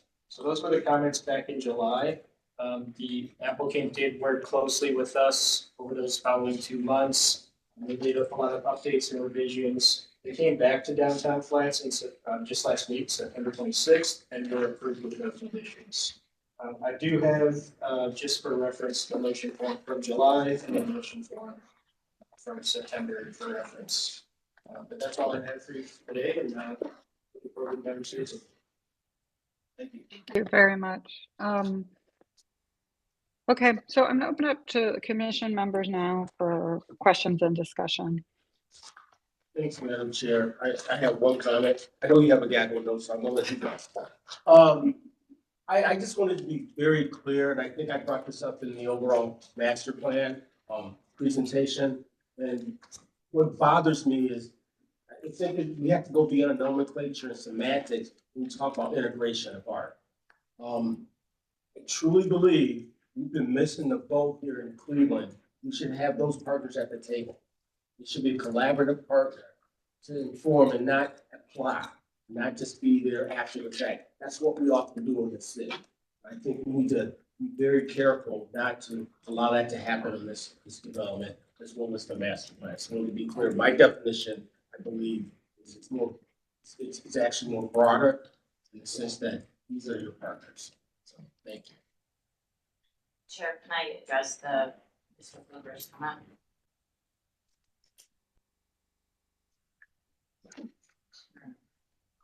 Madam Chair? Yep. Can you, Yeah. can you move forward? Yeah, I think that's what I just wanted to was wondering if she could respond. Yeah, is it okay, Chair, if I respond to Mr. Fluger's comment? Yes, yes. Okay, sure. Thank you. Certainly your comments resonated, and when we come back for public art, we will make sure to address that. One thing I wanted to mention, is as we do come back, and I kind of regretted not mentioning this, is a 27-year long Woodland Studio. Just left an organization, is where's my beloved former colleague over there.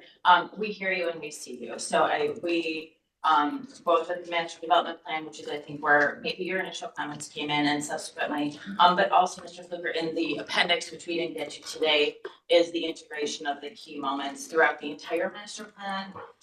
But also the intent as we move forward to learn with the space as it evolves. Thank you. Thank you. Madam Chair, to the applicant, I have a couple of comments. Primarily, the first one is, I know we're not supposed to talk about site, but it's somewhat site related, is kind of the unconvincing nature of the loading access on Eagle Ave. In none of the renders do I see any kind of like break in that fence facade. Like you have past that overhang, you have the four like bays for because of the I guess it's the drop there. Or maybe I'm not seeing that correctly. Yeah. Go ahead. Sorry, so just to, when I think maybe they're pulling up an example, but so Eagle Ave obviously is it doesn't exist currently, will be built with the project. But all of the loading bays will fall below this. Yeah, so you are not at, if you will, pedestrian eye level. And the all loading actually is very intentionally below that pedestrian experience. I don't know if hide is the right word, but to kind of sequester it where it should be in terms of a hierarchy of program. It even has a separate drive access. And kind of questions about the treatment of glass. We have like, especially along the roof front, great kind of visibility. On some of the graphics, there seems to be like an application on the glass from like a base level to kind of, I don't want to say frost, maybe the wrong term, but to add some kind of screening. I'm wondering, in kind of consideration for kind of avian species birds, is there any incorporation in bird frit that also kind of mirrors that? So, it looks in some areas that it's like completely opaque in some of the renders. Then when you get close, it has like a gradation to it. I'm wondering if you kind of can speak to that incorporation, especially looking at this area, which I think would probably be the primary area where you definitely want some kind of application of the glass to make sure that birds aren't, just going directly into it. Yeah, so you're exactly right with both those assumptions. So we do have a custom frit pattern which starts below the slab line where we have solid below. And that's with the dot pattern that starts to dissipate as it goes up. So once you hit around 4 or 5 feet, it'll really disappear. That also moves across the facade. So when we lift up the Eagle Road, it creates that consistent look. In addition to that, we do have a bird frit integrated, and that's across all of the glazing panels. So that's everywhere across the Great. There's a screen mechanical zone on the top of the building. And I'm wondering if any of the renders are actually showing the mechanical equipment behind it. It seems to be like just posts, and I'm not seeing any equipment. Like I'm wondering how well it's actually screening the mechanical equipment that's behind. Yeah. I think there's certainly a level of transparency to that and bringing that light through. But we do have the blades, as we call them, which we have across the facade. Those continue across. And really. Let's see, it's probably, yeah, that's awesome, Xavier, thank you.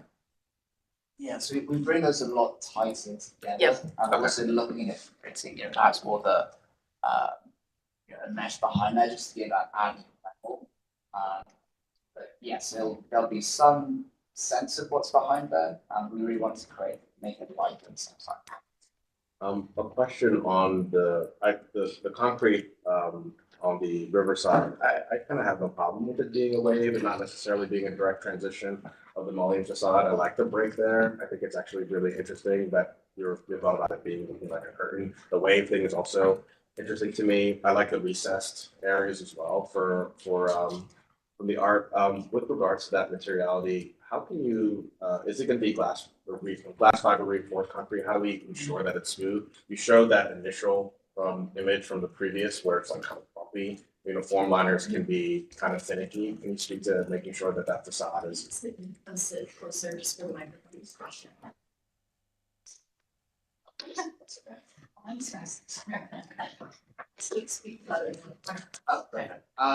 Yeah, so the full liner area, so that would be precast concrete, and it would be insulated as well behind us, the whole assembly. We'd be looking at where we have the full liner for more of a form finish, meaning they'll have that smooth element to it. If you wrap around the building, looking at more of an acid wash, so that you get that consistency and monumental feel throughout the other areas. So those are the issues. And I think I have two more comments. The last one is, I want to commend you for, at least again, in the kind of the renderings, to showing that more believable nature to the mullions that you kind of talked about. I'm still somewhat unconvinced in the area where it goes from vertical to angle, how those mullions kind of relate to each other. It still looks like at least from the render, the glass is just kind of stretching. Now, I'm sure you guys will figure out the detail, but like just this like area right here where we go from vertical mullion to like the angle on the inside, it just seems unresolved, at least from the renders. But I think it's definitely clear to me that some of the other transitions appear to be resolved. So just hoping that you guys will kind of look into that as you kind of finish out the CDs. Yeah. Maybe this one starts to speak out a little bit more. Yeah. We do have different shape to those mullions as we come across, but that has been fully resolved to this point to get that consistent look. Madam Chair, this is a clarification. I believe these are all glazing, so there's no exterior mullions, correct? It's on the inside. Exterior mullions. Oh, yeah, that's what I mean by glazing. Well, I'm saying that you could see it, like if you look behind the glass, you could see the mullion. Oh, no, I'm not disagreeing with that, but in terms of the appearance outside, that does not project beyond that plane. That's what I was saying. Is that correct? Yes. Thank you. I think my last question, in some of the, it's just maybe the imagery, in some of the images, the bronze appears orange and rusty. And I know, like there's, in some of these, like so this one, it looks brown. And I'm just a comment of like making sure that, again, while trying to be industrial, we're not creating like a really just rusty like ship vessel. But I appreciate the color palette in like the actual material images, but in some of the renders, it starts to get away with that, starts to look more orange. Just a comment there. Thank you. It's this Lillian. I don't have, if you go to the one before, the slide before that one, I really want to just thank you guys for the just how developed the project has become, the details. Obviously, you know, I'm really, really happy about this kind of moment here on the river, which I think is going to be like an anchor with the kind of cafe and how it, I think how it's developed for me is it feels like at the ground level with the curve there that you guys are actually opening up your arms to the kind of riverfront and for people who'll be passing by to kind of come and find respite. And I really think it's going to be an exceptional moment on the river. So just a really big thank you for that and for the life that this is going to create there. So in general, I think the project is exceptional. Thank you. I just want to say one thing, and to your point about the juxtaposition of the, I think that's kind of interesting, only because you think about skeletons of ships and boats. I mean, you're actually seeing how the sausage is made, kind of, right? Yes. You're trying to reconcile how you're creating that curve on a vessel. So I kind of like that. in my opinion. Yes. May not be for everyone. I think this particular view is remarkable. I really like what you've done with the kind of bringing up the curves. And I just want to comment briefly on the lighting design. I think the lighting design is excellent and it's very thoughtful. So I also, when it's nighttime, you know, people will be able to enjoy the riverfront in a way that is so different than today. And the down lighting and the purposeful up lighting under the tunnel, I think is really excellent. So thank you. I have a question for, I guess, for the director or for the staff. I know they're seeking final approval. Are we asking the commission to be specific about any additional areas that need resolution, or are we just giving final approval? In terms of final approval, we're looking at the building, and then the site and public realm will come back, so there's an opportunity to comment more on those. So I would say, you know, make any comments or conditions specific to the building when you make a motion. But before we get to that, I just kind of piggyback on the lighting. I guess this building, I think, really shines at this sort of like dusk evening. But for the time being, at least, it's still going to be a bit isolated from the rest of the Riverwalk. We're waiting for the rest of the plan to come through. So to me, the lighting plan is about as much as a way of getting people down to kind of come experience it. And I'd love to explore, and I know this is beyond the confines of this motion, but that underpass, I think is like when you go into the Gund Arena and there's like that little like tricky tunnel you walk through before you get into the concourse, like people really linger in that space because it's a cool spot. And I really think that underpass could become almost like this, like instead of just being lit, being like dynamically programmed with like people come to that as a destination that pulls them down to the riverfront to be able to experience all this. I think it just feels like there's something to run. So just kind of a passing comment. Yeah. Madam Chair, to the team here, I want to thank you. Just really the intentionality of taking time, and thank you for summarizing, you know, the progress since spring. I think my comment is more forecasting for the next phase, not necessarily to design in alignment with Chair Fluker, Vice Chair Fluker's comments. I think at times we use community as a very broad, generalized term. Cleveland is made up of many communities, and just the intentionality of how we are being equitable in our outreach and making sure different voices, different perspectives. I think it's particularly for such a monumental, generational, you know, significant project, really thinking about, you know, how do we bring community in a thoughtful way, in an empathetic way, that recognizes that there are some people in our community that don't go to certain parts of Cleveland because they don't feel like it is for them. And so how do we set the standard now, even well before, you know, cranes go up and any ground is broken. And I think it can be done in a really creative way, you know, with our schools, with youth-based organizations, you know, having opportunities to integrate, you know, learning along the way, and inspire youth particularly to think about what a career in architecture and development in different areas may look like for them. So that's, again, not specific to today's motion, but I know public art, the landscape integration will be part of future conversations, and I would just, you know, ask that is also brought through. Thank you. And I can respond to that. This is Director Blanc. Well, interestingly, Dan Shingle and others working on the Lakefront side of things, you know, we have been working very closely with CMSD and various students of many ages, specifically many who are interested in architecture design. So if the Better Art team wants to continue that discussion, we can certainly facilitate interactions to teachers and principals. I think this could be a really interesting opportunity to bring young people in early. So we can continue that offline if you're amenable.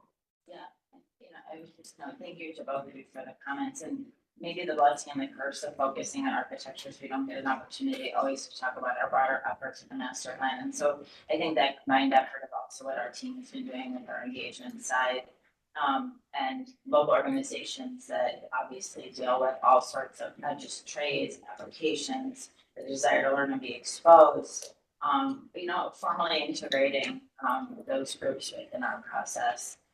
Because I know this feels, and it is imminent, which is fantastic. We will be here, and I know we mentioned this a lot, we'll be back many times and for a long time. So our hope is that that process and that intent is evergreen. Okay, commission members,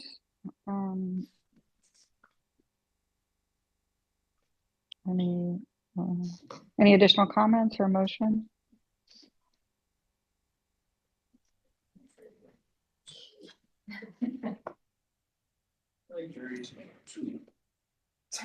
Hey, come on, man. Madam Chair. Madam Chair, I Big make, bone toes. Madam Chair, I make a motion to approve, final review for, the project as presented, with no additional considerations, outside of what was presented by the staff report. Second. We have a motion and a second, and this is for architecture. Call the roll. Anthony? Yes. Luker? Yes. Curry? Yes. Slice? Yes. Motion carries. Thank you guys so much, and we'll see you back, I think, for the site and landscape. You can call Appreciate it. Sergeant. Sergeant. Sergeant. Sorry. It wasn't It wasn't enough. Thank you very much. Thank you. Okay, thank you. I'm sorry, hold on, Chair, Madam Chair, who's the second? Did you get that? You got that? Yep, all squared away. Madam Chair. Okay, next item is a public art presentation. It's East 72nd Street, retaining wall mural seeking final approval. This is between Detour and the railroad track. Is Joe Lancelota on? There he is. I see him. I see Joe. Do you swear to tell the truth, the whole truth, and nothing but the truth as you shall answer to the penalty of perjury? I do. Okay. Take it away. I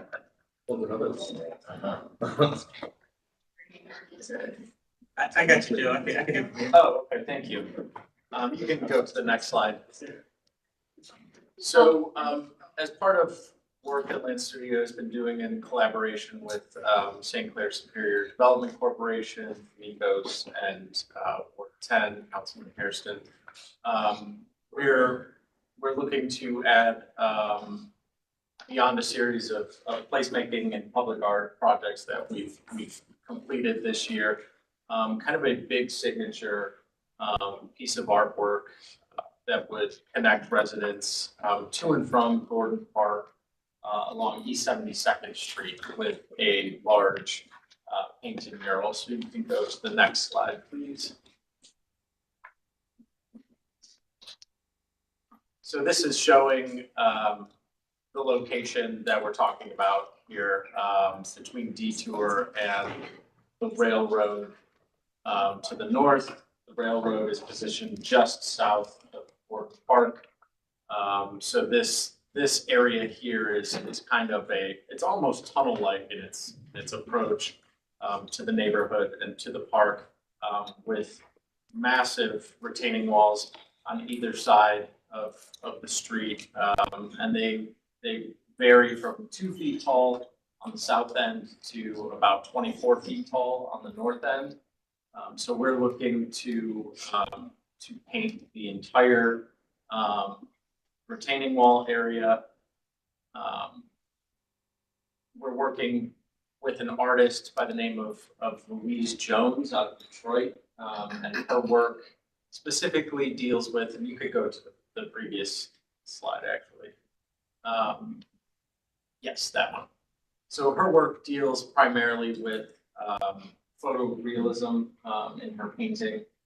So she uses native flora and fauna as her content for her pieces. And so she likes to tell the story of a place where she's creating this artwork by representing the local flora and fauna. Through feedback from the community and stakeholders, there was an interest in also celebrating plant species that folks from the community like to plant in their gardens. Louise has put in kind of a good balance of native plants, but also plants that will provide that pop of color and that beauty. So you can see kind of at the biggest sections of these. Is this place for words here? No. Okay.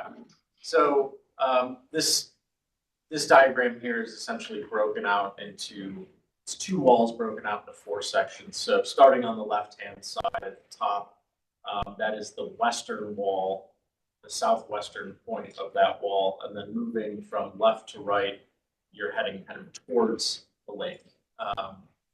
And so the bottom two sections are kind of reverse of that. That's the eastern wall. Moving from right to left, you'll be heading south to north. This is Louise's concept. She uses kind of photography as the basis for her concepts, and then she, in the field, paints the photorealistic images. So she worked with Jennifer Briner from the Metro Parks, who's their naturalist, to identify plant species that are important to this area, things that you might find in and around the park or the nature preserve, and also insects and birds that are important to this region. So this is the final concept here. And if you go to the next couple slides, this is a list of the elements that she has incorporated into the mural. Go to the next slide. And this just shows,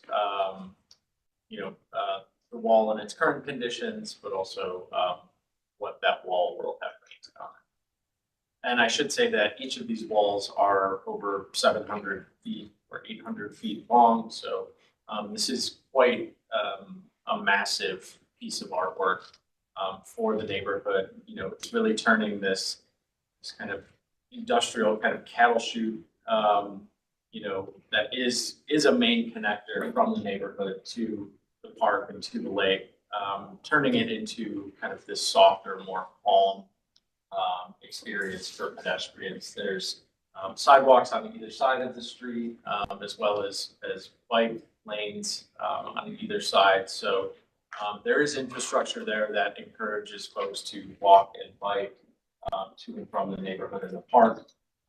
However, when you're out there, it can be a little jarring. So our hope is that this adds, not just color and vibrancy and beauty and calm, but also becomes a kind of learning point or a point of exploration for folks who want to, learn a little bit more about the natural aspects of the St. Clair Superior neighborhood, and really kind of start to make that connection of St. Clair Superior as a lakefront community with accessibility to some of our greatest natural assets.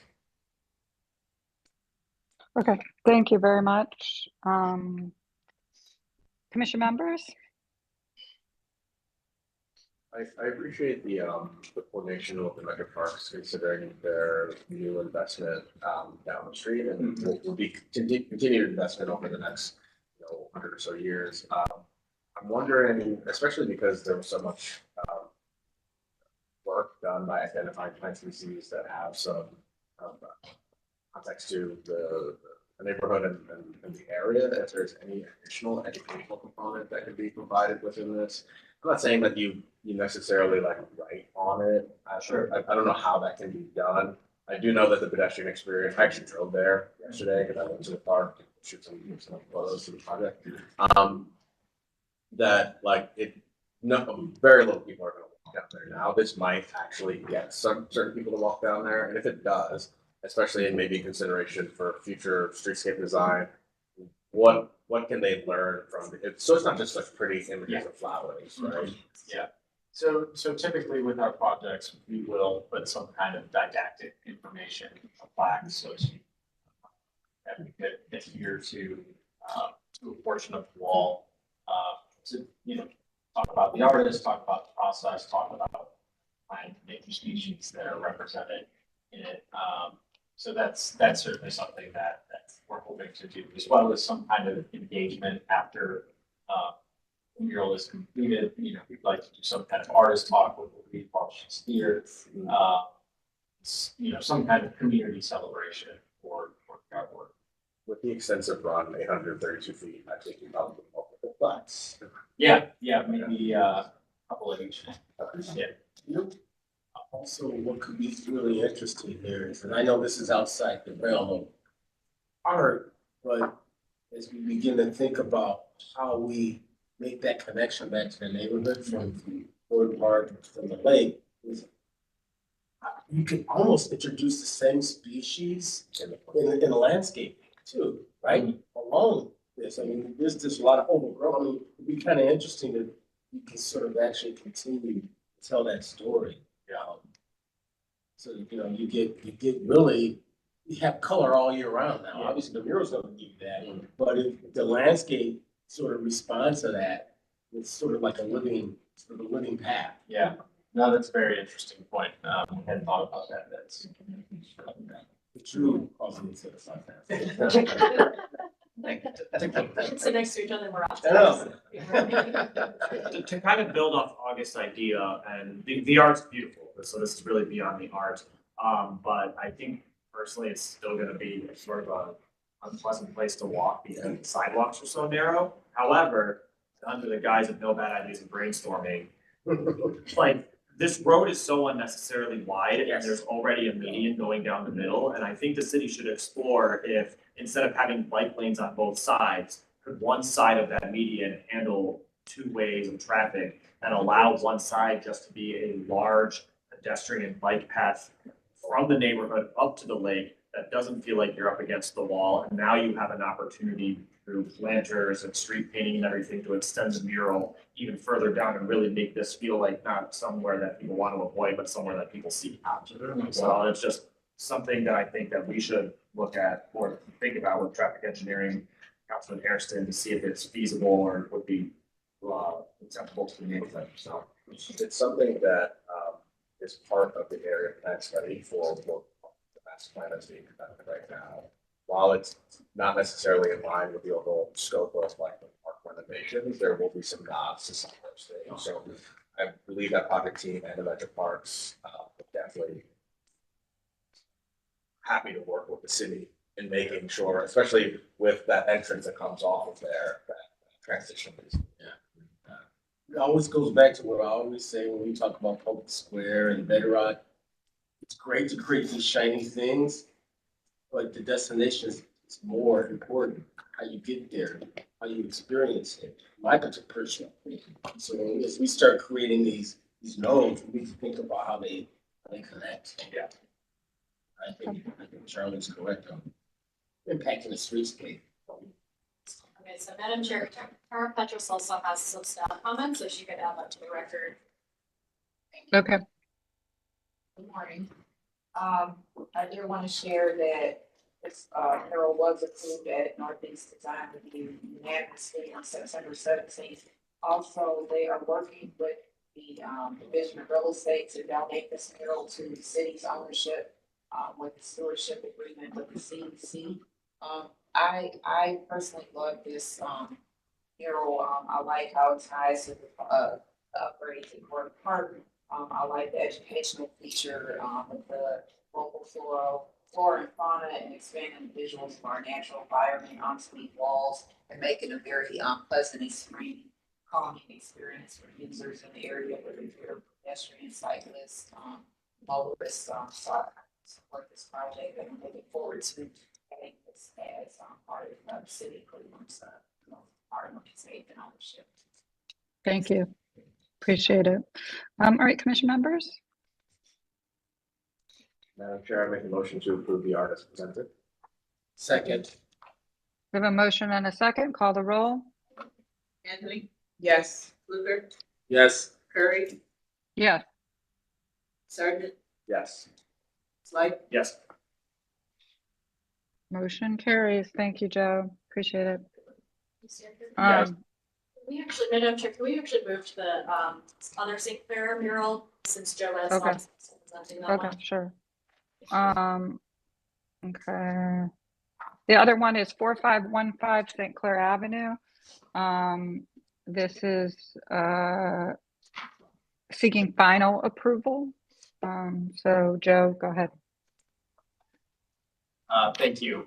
So this mural is part of the work that was mentioned at the previous presentation, placemaking work along St. Clair and in the St. Clair Superior neighborhood.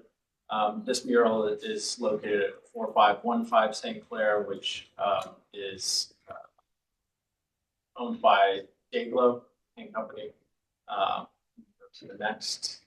So you can see on the left-hand side, the kind of beige brick wall, one-story brick wall there. So this, I believe, this was approved conceptually at the last meeting. So you can go to the next slide. Just another context of what this wall currently looks like. Go to the next slide. Again, wall, and this is Lisa Quine's concept for this mural. Okay. Thank you. Tara, do you have anything you want to say about this one? No, you all approved the location on Yeah. 6 along with 2 others. I support this. I think it's beautiful. It's big rating, a very Lincoln scale wall. So I am in support of it. It is not in the design review district as the other 2 that were also conceptually approved that day.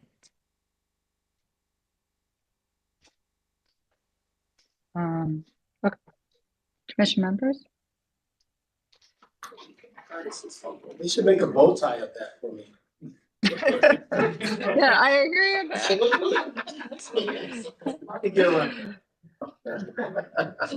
I forgot to say also, I appreciate that they use a local artist for this. Just keep the balance.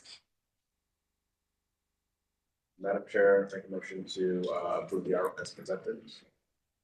Second. Who's the second here to say? Yeah. Anthony? Yes. Luker? Yes. Curry? Yes. Sergeant? Yes. Slide? Yes. Motion carries. All right, we're going to go back one to DF 2024-042. This is Illuminate Clee donor recognition artwork seeking final approval. I'm going to need August to chair this because the foundation is a supporter of this lighting project. So I assume we're going to be recognized as a donor. I assume that. So I need to recuse myself and go off camera. Okay. Thanks, Madam Chair. Well, I think we have Alex there. Courtney? Oh. I'm sorry. Well, Courtney? Go ahead. Good morning. My name's Courtney Vegan. I'm a development experience coordinator. Please, yeah, sure. Development and experience coordinator, Destination Cleveland. What about today is the donor recognition element of the Illuminate Clee project. So just as a refresher, Destination Cleveland is spending around $7 million on lighting infrastructure, primarily downtown and public square, but also in several, other locations across the city. So work is underway right now to get this all installed in public square. Destination Cleveland has put in around $3.5 million of our own money, plus additional funding from the city, the county, foundations, and corporations. So as such, we need a piece that appropriately recognizes all of this. So we'll share for you today is a concept that comes from LMNL Liminal Studios, where we started in California. Our team met them a few months back at a conference, just selected a group of people to put forth a proposal on this. Marcus from Liminal is online today to answer any design questions, and I believe Alex is also online. So the site we're looking at, this is my slide, but It's the north side of Public Square, directly opposite the crosswalk that takes you across Rockwell, Ontario towards the Historic Society Bank building. So the next slide just shows the render of the virtual model, just, it's kind of a refresher of the overall project. The next slide will show the concept that Liminal gave us. So it's a nod to the historic Charles Brush Park plan that sits across the street and it's mounted on the Society Bank building. One of the inspirations for the project was really to bring the history of the electric light on Public Square back into the present day. So they said, how about bring this historic lamp down into kind of ground plane in the pedestrian sphere and sort of make it more of an interactive piece. So the vision here is that the sort of cauldron form be brought onto a pedestal and be illuminated from the inside with the jump partition on top. So yeah, we can switch to the next slide there. So looking at the site, this puts the Society Bank building back. Looking across the street as you come into Public Square, you've got sort of an amenity zone with the trees and the trash cans and the primary pedestrian pathway. Then another amenity zone with trees and bistro tables, and then beyond that is sort of a secondary pedestrian pathway.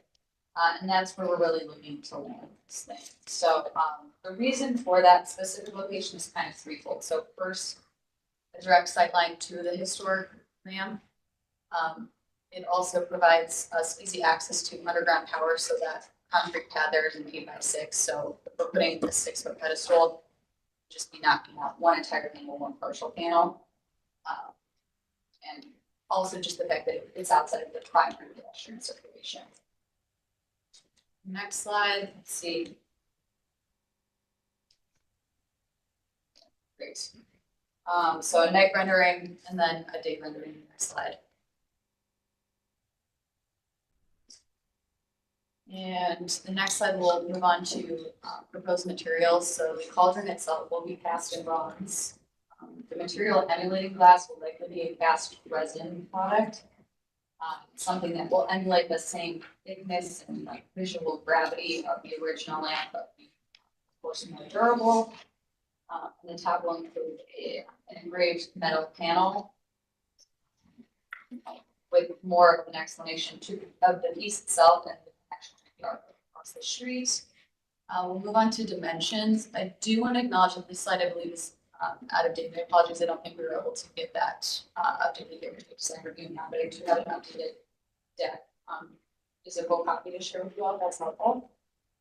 So the elevated pedestal itself will be 6 feet across.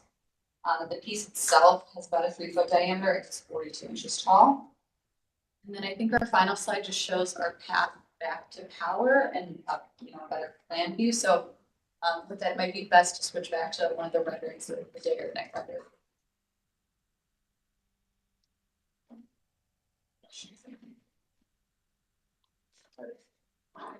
How'd you go? Thank you.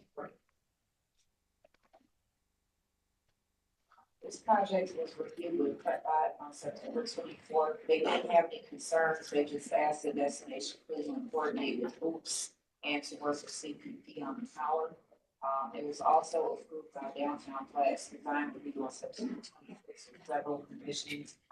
One of which was to provide additional signage adjacent for ADA visibility, because it would be difficult to step along through this. So they asked that the sculpture stay illuminated 24 hours a day, 7 days a week. They also asked that the glass-like material be detailed carefully so as to match more closely with the historic glass from the original lamp and to better complement the bronze framing as it is directly across the street from the original lamp on the Society building. Also, this was addressed by Courtney during her presentation, that the pedestal dimension be updated to 6 feet wide. I think currently it's just under 5 feet. So they said it be updated to 6 feet wide and 5 inches thick. So it not only would not be a trip hazard, but also ensuring that a viewer can stand comfortably at the sculpture without falling out of the pedestal. And the Downtown Flats coordinator is here, Dan Schinkel. He also made what I thought was a great suggestion that if it's within their budget, that they mimic the sculptural elements around the original Lamp on Society building on the ADA signage that's nearby. So we are in support, provided that the conditions of the downtown place are met. Thank you. Chair, to the applicant, I just, especially in the public square, I think as the integration of art components and other things happen, I'd love for us to think about how these things can be further integrated into the landscape, the actual, just like, so there's a planter like directly behind it. Everything that gets added to public squares, like in the wall. I like, especially something like this that can be illuminated, I think here's a great opportunity for, you can still keep that line on the crosswalk and directly across the building. But could we situate this in a planter, redo some of that planting, make it a part of public square as opposed to just like being on the sidewalk? I think like one of the things that, and also like, I think in your, even in your electric plan, it could be like a shorter run to the electric access that's already in that planting bed. I don't know if that necessarily solves any problems with ADA, that's what you're doing. I just think like, you know, we have these kind of, I don't call them pitfalls, since that's not the word, but like these things that are just plots in the square. Can we think of ways to actually integrate it with the design that's already there, especially its adjacency to the existing planting bed? Yeah, I think that's certainly a possibility. I might invite Alex or Marcus to speak more on that. Alex, Yeah, thanks. Thanks, Commissioner. Sorry I'm not able to be with you in person today. I think that's definitely a move that we would consider if it's, you know, a condition of the other commissioners. I do know that several of those planting beds have, you know, funder commitments of their own, and some have, you know, dear attachments to those funders. I don't know the status of the one that we're immediately adjacent to, but it's certainly something that we could look at. It would solve a few constructability problems for sure. Yeah, I think, you know, those bushes there, you could potentially remove two, put some low planting, kind of frame it a bit, just make it a little bit more special, as opposed to just like directly in the middle. But I if you guys could look at it, I don't know how the other. Well, I think that's a good point. Who's managing this now? TCA? Alphabet Community Soup. Public Square. Yeah. Yes, Downtown Cleveland Inc. is now managed. Okay.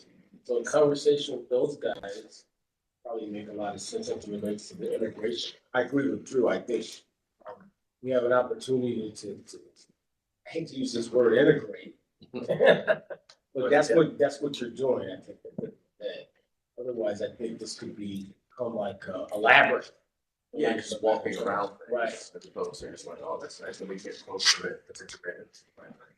And part of integration, I would say, you know, it's also just like a routine cadence of communication, right? Yeah. Just to understand, you know, what both parties and the broader community is seeking. We don't want to make overly burdensome process, but I agree with the comments that we want it to look cohesive.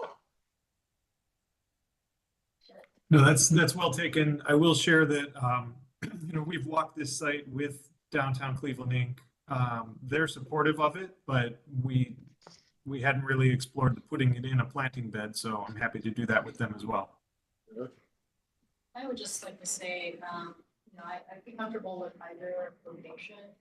I do think that putting it out on the sidewalk just kind of creates a little, allows people to sort of like walk up to it a little bit more easy. But it does strike me that if you put it in the planting bed, that it will, first of all, it might be gentler on the concrete materials that are there. You know, and to your point, if we bring it up and light it, we could kind of add that extra element of light in the evening time. So Yeah, I think normally I would make the suggestion if it was a larger scale, so you guys did that like, diamond thing, that's like, closer to the mall. Like, I wouldn't suggest putting that in like that should stand alone in pavement, but I think the scale of this would work really nice with adjacent lighting. Well, it feels like an urban, Exactly. right? So Yeah. to your point, it feels like it should be part of the landscape. From historical reference, right? Yeah. So you look at it. Okay, so. The end. All right, we've talked that enough, I suppose, that we could entertain a motion. Oh, I'm sorry. That's okay. One thing I I forgot. can't see you back there. I'm hiding. One thing I did forget to ask, if you all could make this condition of approval, is making sure that the updated slide deck comes to staff as well as the copy for the engraving informational portion. If we also have that. I don't think that is finalized yet. Thank you. Thank you. Chair, I'll make the motion to approve, the art with the caveat that they look at, moving the art piece directly into the adjacent planting bed and looking at planting around it. Also with the caveat that they come back to staff with the details around the engraving as well as additional signage. Were there any sign reviews? Yeah, there was additional signage illuminating 24 hours. Oh, and the design review, comments. Consideration given to matching the historic glass and bronze finish and the 6-foot plinth at 5 inches high. Second. Second. Can I make a comment about the CBD thing? I think that really needs to be further explored, the CBD about lighting it 24/7, because unless ECI is planning to pay for it, it will be the customers of CBD. So, anything extra is usually for the customers of CBD. So I think we just need to make sure that that is not a condition necessarily, but a consideration. I can add just, Madam Chair, to the commission, Alex Arnos did mention in the last meeting that the electrical for it is very, minor, in terms of the new type of lighting, so I'm sure we can get numbers, but it's very, very minor. It's very minor, okay, that's good. Thank you. Dr. Please. Anthony? Yes. Luker? Yes. Curry? She's confusing herself. Oh. Sergeant? Yes. Slide? Yes. Thank you all. Motion passes. Great, thank Good you. luck. Madam Chair, I'm handing it back to you. So I think she had to drop off for another meeting, but Okay. I guess it's you, Mr. It's Chair. me, all right. Floral shirts for everyone. We gotta take a break. No, just. We have, next up, a series of mandatory referrals. We have agenda number 936/2024. And I think it's postponed. I'm As sorry. postponed, there was not enough information given to the department. I didn't see that at the bottom until I started reading it. Mandatory referral 991/2024, introduced by Council Member McCormick to amend section 51404 of the codified ordinance of the City of Cleveland. Who do we have here to speak on behalf? Mr. Chair, this is one introduced by Councilmember McCormack. So Jenna Thomas from Pike Cleveland, who's the external partner, will speak to this. And she's Yes. online? Hello. Okay. Thank you. Hello. Thanks for Hi. having me. Yeah, my name is Jenna Thomas. I'm the Policy and Advocacy Manager by Cleveland. Happy National Week Without Driving. It's been great to see folks at City Hall participating. And anyone who rides a bike knows that when you pull up to your location and there's no place to lock up your bike, it's not a good feeling. And we also know that people really want safe, secure places to lock up their bicycle if they're going to choose bikes as a form of transportation. But unfortunately, the current kind of permitting ordinance really puts a financial burden on small businesses that want to install bike racks in the right of way. So right now, the permit requires a $160 permit fee and then also $110 every year to renew the permit for a bike rack. And so, the way this is currently working, we should not be surprised that not a lot of people are pulling these permits. Between June 2023 and June 2024, there was exactly one streetscape amenities permit pulled for bike racks, but we definitely know that more people are installing racks. And so this financial burden is definitely one that is preventing people from going through the proper permit process. And so following in other cities' footsteps, we're hoping to remove this financial burden. Yeah, and we're really excited to see this ordinance passed.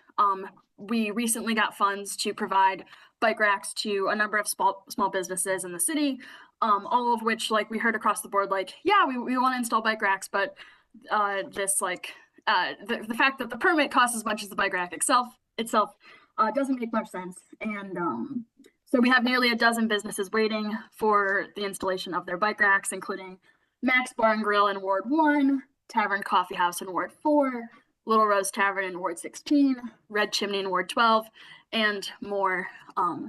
And so, yeah, I'm happy to answer any questions that you have about this. Thanks, Ms. Thomas. So I'm clear, you're waiving the fees to install bike racks in this new ordinance? Correct. Okay, thank you. Commission members? Seems like a no nonsense. I'll move approval. Second. Martha, please roll. Anthony? Yes. Luker? Yes. Sergeant? Yes. Slide. Yes. Thank you. Great. Thank you all. Motion passes.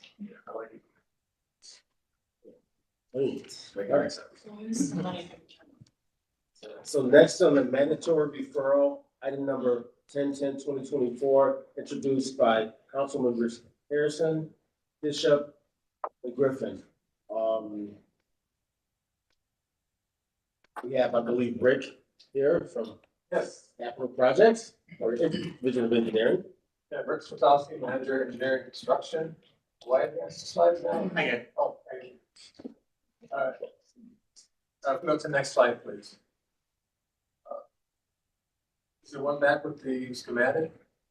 Go on back, you may have skipped. All right, here we go. What we're here today for is the fourth step in the assessment process. What you're seeing is East 159th Street and Newport Beach Boulevard, which is Ward 8.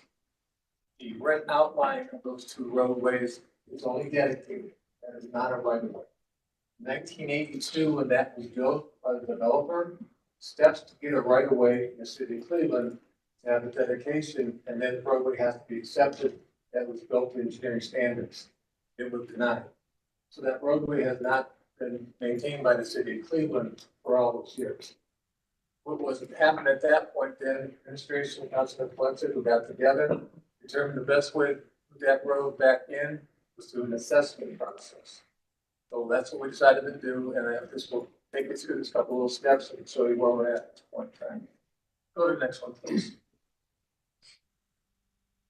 The process is extremely long, it's about 2 years.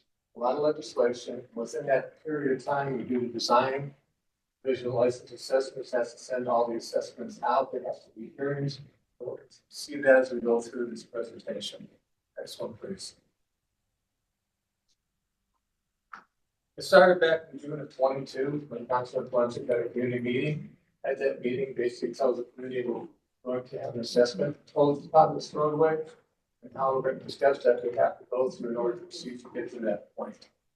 The first piece of legislation was then put into place, which allowed us to hire a consultant to form the plans. From those plans, you get an estimate. With the estimate, you can then determine what the assessments are going to be. The 50-50 split, actually, the city can actually determine if they want to go one way or the other, but it's typically 50% of cost split. And it's put in a 10-year assessment period. Next one, please. Second step, area resolution necessity, which allows us to construct the roadway and also gives authority to issue a license and assessment to start putting together those assessments and sending them out by certified mail. That was done in early 2023.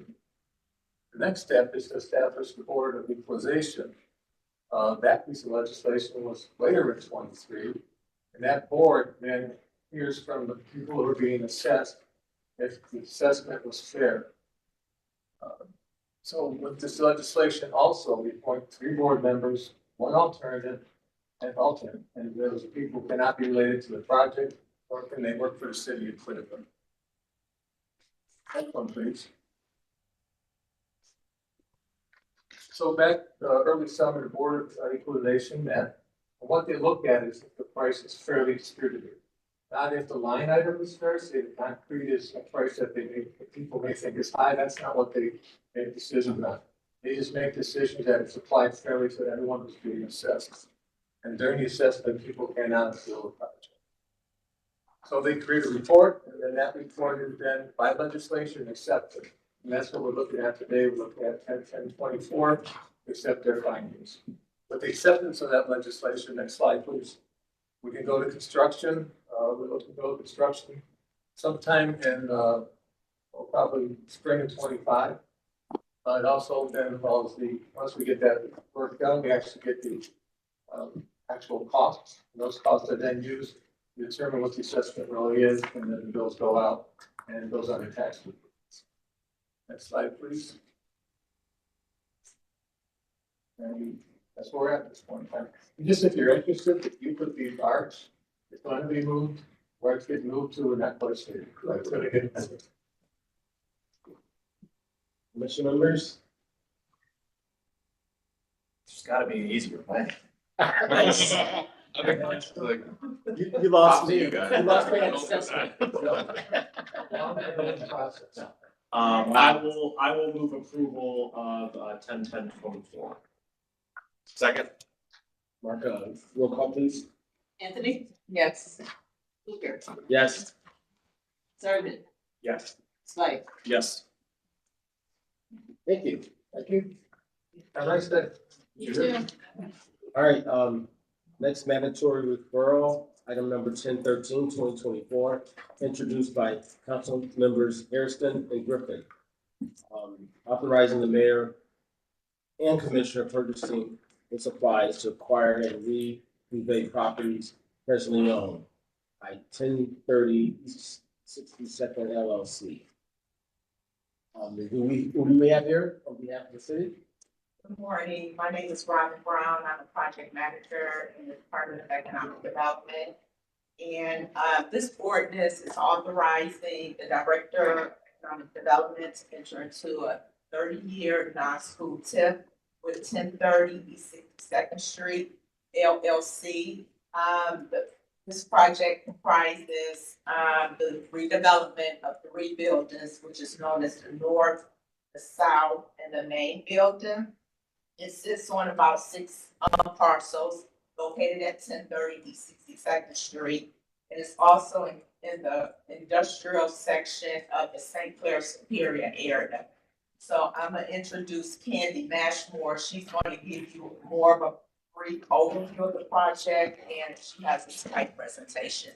And then if you have any questions, I can answer any questions afterwards. Thank you.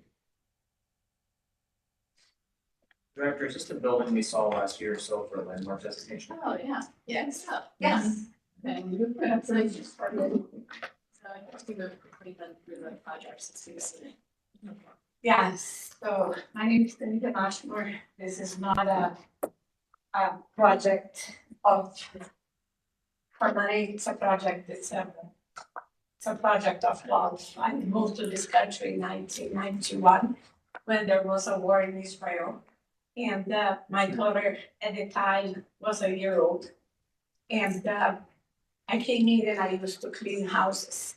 And today, 35 years later, I own over 100 properties in Cleveland Heights.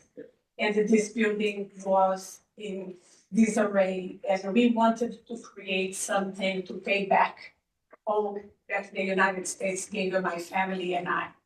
I have 4 children, geriatric surgeon, a neurosurgeon, a doctor in psychology, and an attorney. I worked very hard to provide for them, but without the city of Cleveland and this country, I wouldn't have it. So this building gave us the opportunity to create in a neighborhood that is so desperately in need of push to go back to what it used to be in the 20s and the 30s. And the day I signed the contract with the Gus Strangles, I don't know if you guys know Gus, he was my mentor. And the day I signed, he laughed at me and he said, "Are you sure you know what you are getting into?"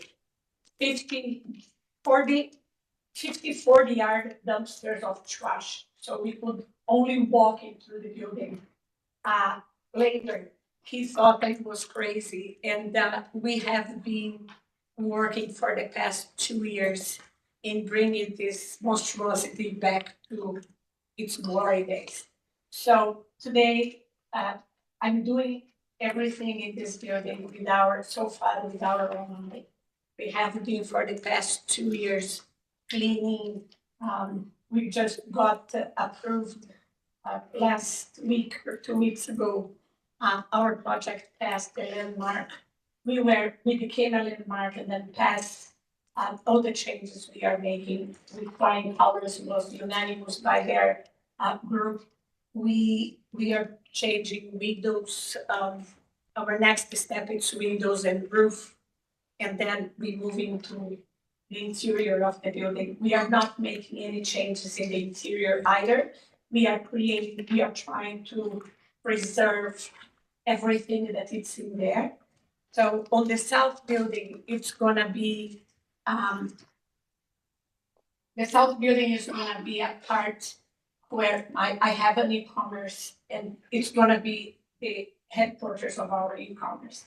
Our e-commerce is home decor, lots of flowers and colors. We are bringing colors into homes again, not just the grays and the beiges. It's really crazy what we do up there. We are gonna, and everything we do is organic, sustainable. We make sure that everything we are doing in this business is sustainable. So the south building, it's on the left. It was built in the 1950s, so it's a mid-century building versus the middle building that was in the 1920s. Now, to go back a little bit the history, the 1944, where there was the largest fire in the city of Cleveland, this is the only building in that whole area that had nothing but the windows broken. So this building has been around for quite some time. It's very strong. And we are just trying now to make this building work for the local community. So the south building is gonna be our headquarters. The north building, we are gonna create, we have a factory that wants to move in. But talking to Anthony Harrison, we don't want manufacturers in there. So what we are gonna do, it's a party center plus a photography studio, which will be the largest photography studio in Northeast Ohio. We can bring cars for photography there. We can bring, so it's gonna be something to enrich the neighborhood versus manufacturing jobs. In the main building, the second floor is gonna be our showroom, which will be, we are gonna bring designers from all Northeast Ohio into that building to buy. A lot of the products that we are gonna have there are created basically for us and for designers for the trade. On the first floor, we are very close to San Martin Imports. So we are gonna work with their program. They have a program when 1 day a week their students come out to work. So we are gonna teach them with the hopes that Cinema City is gonna be in that area. We are gonna teach them about product photography, how to decorate windows, how to decorate sets and signs, and also bring them into the learning how to create the products that we create, how to understand textiles. It's basically textiles what I do now. So to understand, teaching these kids that if they don't go to college, they can still come in and have something to do with their life, something they love being on the phone. So social media, it's a big part of our business. So we will have a group dedicated. They will be working with us on a daily basis on a paid the word Internship. internship, yes. So we want them to have access. We want kids from the neighborhood to have access to the same things that my children did. And with great cameras, and I want to be there to pass it along and give them jobs and helping them find jobs. Also, we will have people coming in. So on the first floor, it's gonna be basically a co-work area where we will have women. I don't believe much. I know I'm Latina, but I don't believe that we should do something just for women. But in this case, I want to create a space where the women in the neighborhood can come in and work. And we will have a drop-in daycare, so they can have their children on site and they can do their phone calls, they can do whatever they have to do. We are also gonna bring people to work with them, to teach them how to open a company, how to manage bank accounts, how to do things. So we are gonna create a space that is safe for them to come in and knowing that their little ones are there with them, so they can help feed them if they are breastfeeding, whatever it is. Also, we are gonna build a classroom where we are gonna teach these kids that are coming, the high schoolers, that they will have a space to learn all the importance of sustainability. Being from Brazil and seeing the devastation of the Amazon forest, it's terrible. We are talking about become sustainable and creating this the lungs of the world, especially for us here in the Americas. It's 57%, it's gone. So we want to actually teach the children that this is important for us, how being sustainable and careful about our surrounding. It's so important for their whole future and their grandchildren and great-grandchildren. So this is something we are gonna have a room that is dedicated to that. And I wanna bring more people into teaching them how to love and preserve what we have. And being in this building is already so important because it is a preservation right there. The other thing that we are doing, I lost my daughter 13 years ago, and she was an avid reader. Reading for me is very important. And working with my community, it's absolutely a must. Before I bought the building, I knocked on the door of every neighbor on this street on 61st, on 62nd, and I asked them, I told them what my project was, and if they would embrace us as a neighbor of theirs. So they are partners on the business that we are going to appoint, that we have a lot of break-ins in the buildings, and almost every neighbor in the street put a Ring camera so they can watch our building for us when we are not there, because we are working there. We are waiting for permits and for all this with the landmark. And they call us, look, somebody broke in last night, but we took them out, we did this. So being a part of the community is very important. The reason I mentioned my daughter was because all this that I'm doing there, it's a way for me to have people think of her with a smile. And I think that the more, if I can help one person, she's gonna be, her soul is gonna elevate a little bit more. So this is a way for me. I'm not doing this building for other people. In reality, I'm doing these other people that I'm helping are helping me to continue going. So being an avid reader, we started our project by going to Clark School.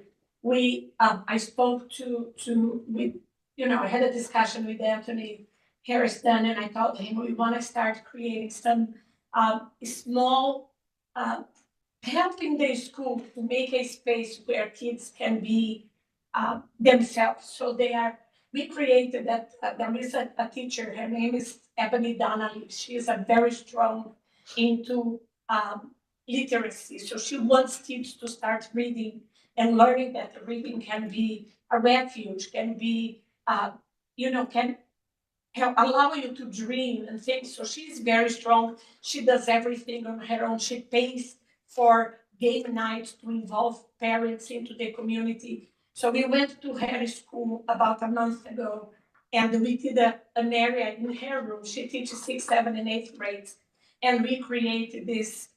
If you don't mind, I would like to show you what it was. We're time limited. Okay, we so can let wrap me, up. okay. Thank you. So we created this room and we are paying the children $25, and Anthony is giving another 25 for the top reader in the of the month. So this building is actually a labor of love, and that we did most of everything with our own money. Robin Brown has been an angel in disguise. She helped me walk through all the systems in the city. And that now we got the TIF. And we got 600,000. Yes, get a loan. Yes, we got a loan from the city to implement this money is gonna be used into the classrooms. We are doing all the construction ourselves. So I would like to thank first Robin and you for listening to this little story.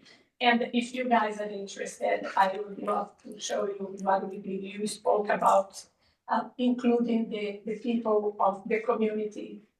What we are doing on Ward 10, we are gonna do these little rooms in every school in our ward. And when you said about planting and greenery, you already planted 12 or 15 trees that are being in front of the building to replenish what was destroyed before. So we are really using what we gave, what we were given back into that community. Thank you. We appreciate you. Yeah, it's a better story. We appreciate it. It's fun. Mr. Chair, or Robin? Yeah, Robin has Any questions? Does this, with regards to any like plans or anything, does this come back to the commission, or when we approve this, do they have floor plans, or do they work with the city on the floor plans and stuff like that? Does it come back to the commission, or what is the process? Yes. They work with landmarks. Okay, yeah, oh yes, we could. Yes. All right. Yeah. Okay. All right. Thank you. Chair, I propose a motion to approve the mandatory referral, ordinance number 1013, 2024. Second. Thank you. Roll call, please. Anthony. Anthony? Oh, yes, sorry. Luther. Yes. Sergeant. Yes. Slight. Yes. Motion carries. Good luck. Thank you. All right, I believe this is the final mandatory referral. Two more. They're both together. They're related to one another. I only have one on my sheet, I guess. Oh, you mean that? First one, 1068. Oh, I skipped over. All right.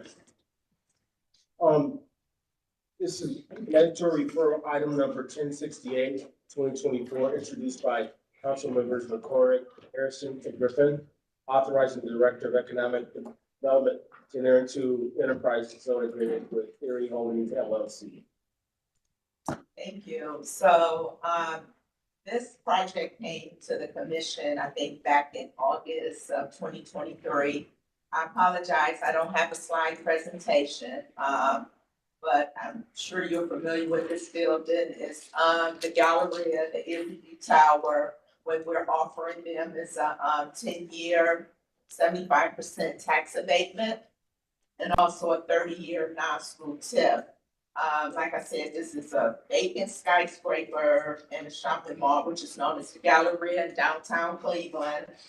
And, you know, with post-COVID declines and downtown workers and office space, there has been a lot of less foot traffic in the retail. So this project is going to be a huge transformation for that area. It's going to create more than 604 permanent full-time jobs with $70 million in payroll.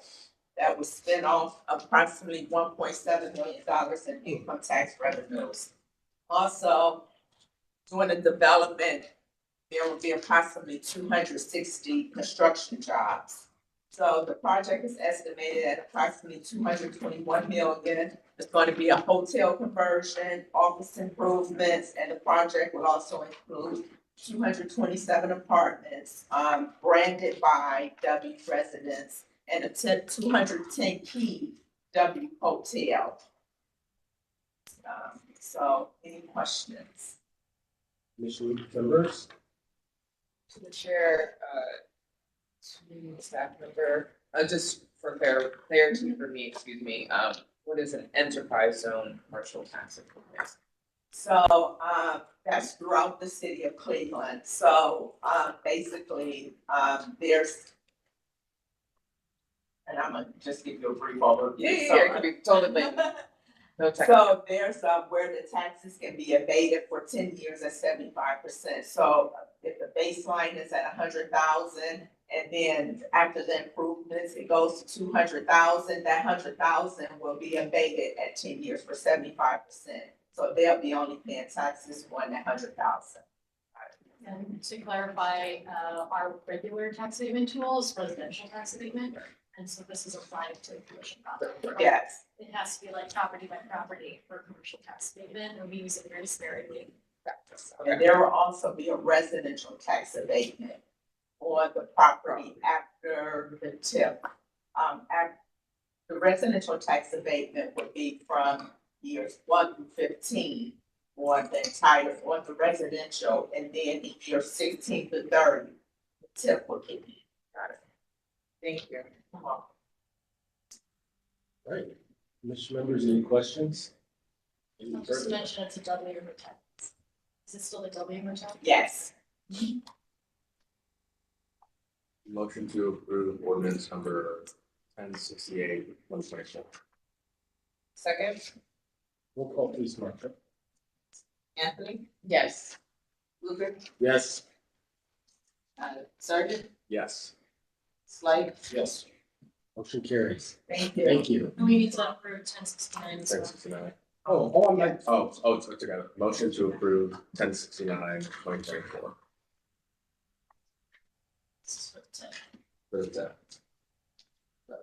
Second, roll call, please, Martha. yes, Anthony? Yes. Luker? Yes.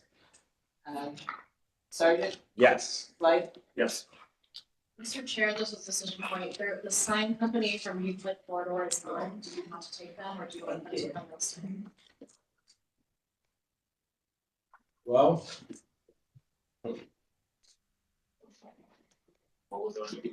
Just gonna be quick. All right, if we can do it in 5 minutes, that'd be great. Who do we have here to represent, item number 2024-28, signage? That would be me. Hello, everybody. This is Gabriella Sharman. All right, Ms. Sharman, please present. Quickly. Yes, sir. I did actually make a presentation last night. I'm not sure if y'all received it from Miss Kim Scott, who I sent it to. But if you did not, I can share my screen if that's okay to better explain. Ms. Sharman, this is the director. We don't allow screen share at the public meetings, but in the future, all the deadlines are Wednesday at noon. So we'll have to use the one that is presently on here. If you can speak to any of the changes, you're welcome to. Okay, sounds good. I'll just pull up my presentation to read from as well then. Okay, so basically this sign, they would just like to update the current existing one on site. And in the presentation that I made, I included a aerial site view, which I believe is shown here as well, to show where the sign is on property. It's going to be that little gray and blue marked location right there.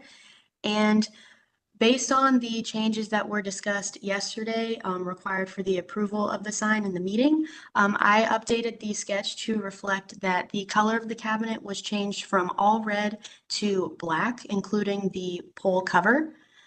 The only thing that will remain red is going to be the top portion of the cabinet where it says Evangelistic Temple of Faith. Otherwise, everything is going to be changed to a black color. We also have a shrub plan as well as mulch for landscaping included.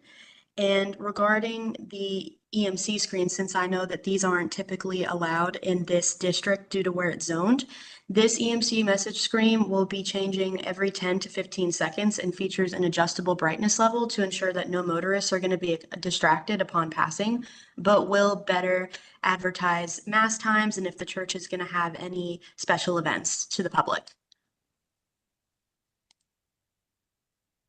And that's basically it. I'm not sure if y'all have any questions or if you need any additional information. They would just like to have their existing sign changed so more people can attend. Thank you. Yes. Thank Thank you.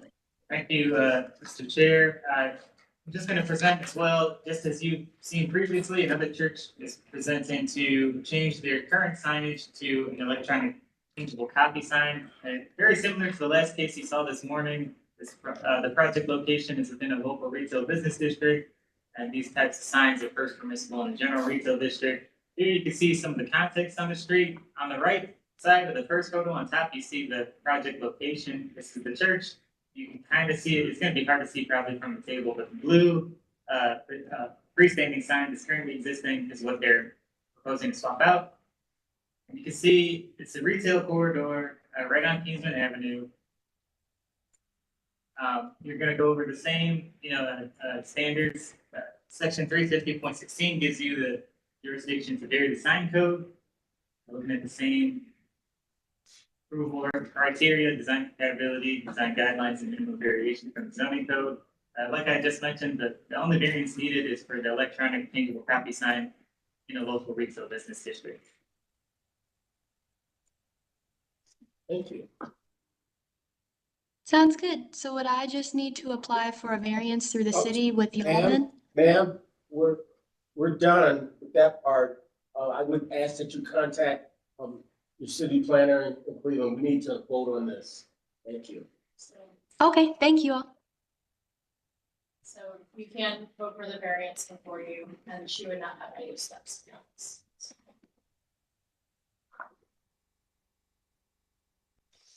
Well, guys, any questions, comments, motions, lunch? I motion to approve the sign with the variance, as presented. Second. Roll call, please, Mark. Anthony? Yes. Luker? Yes. Curry? I'm sorry. Sergeant?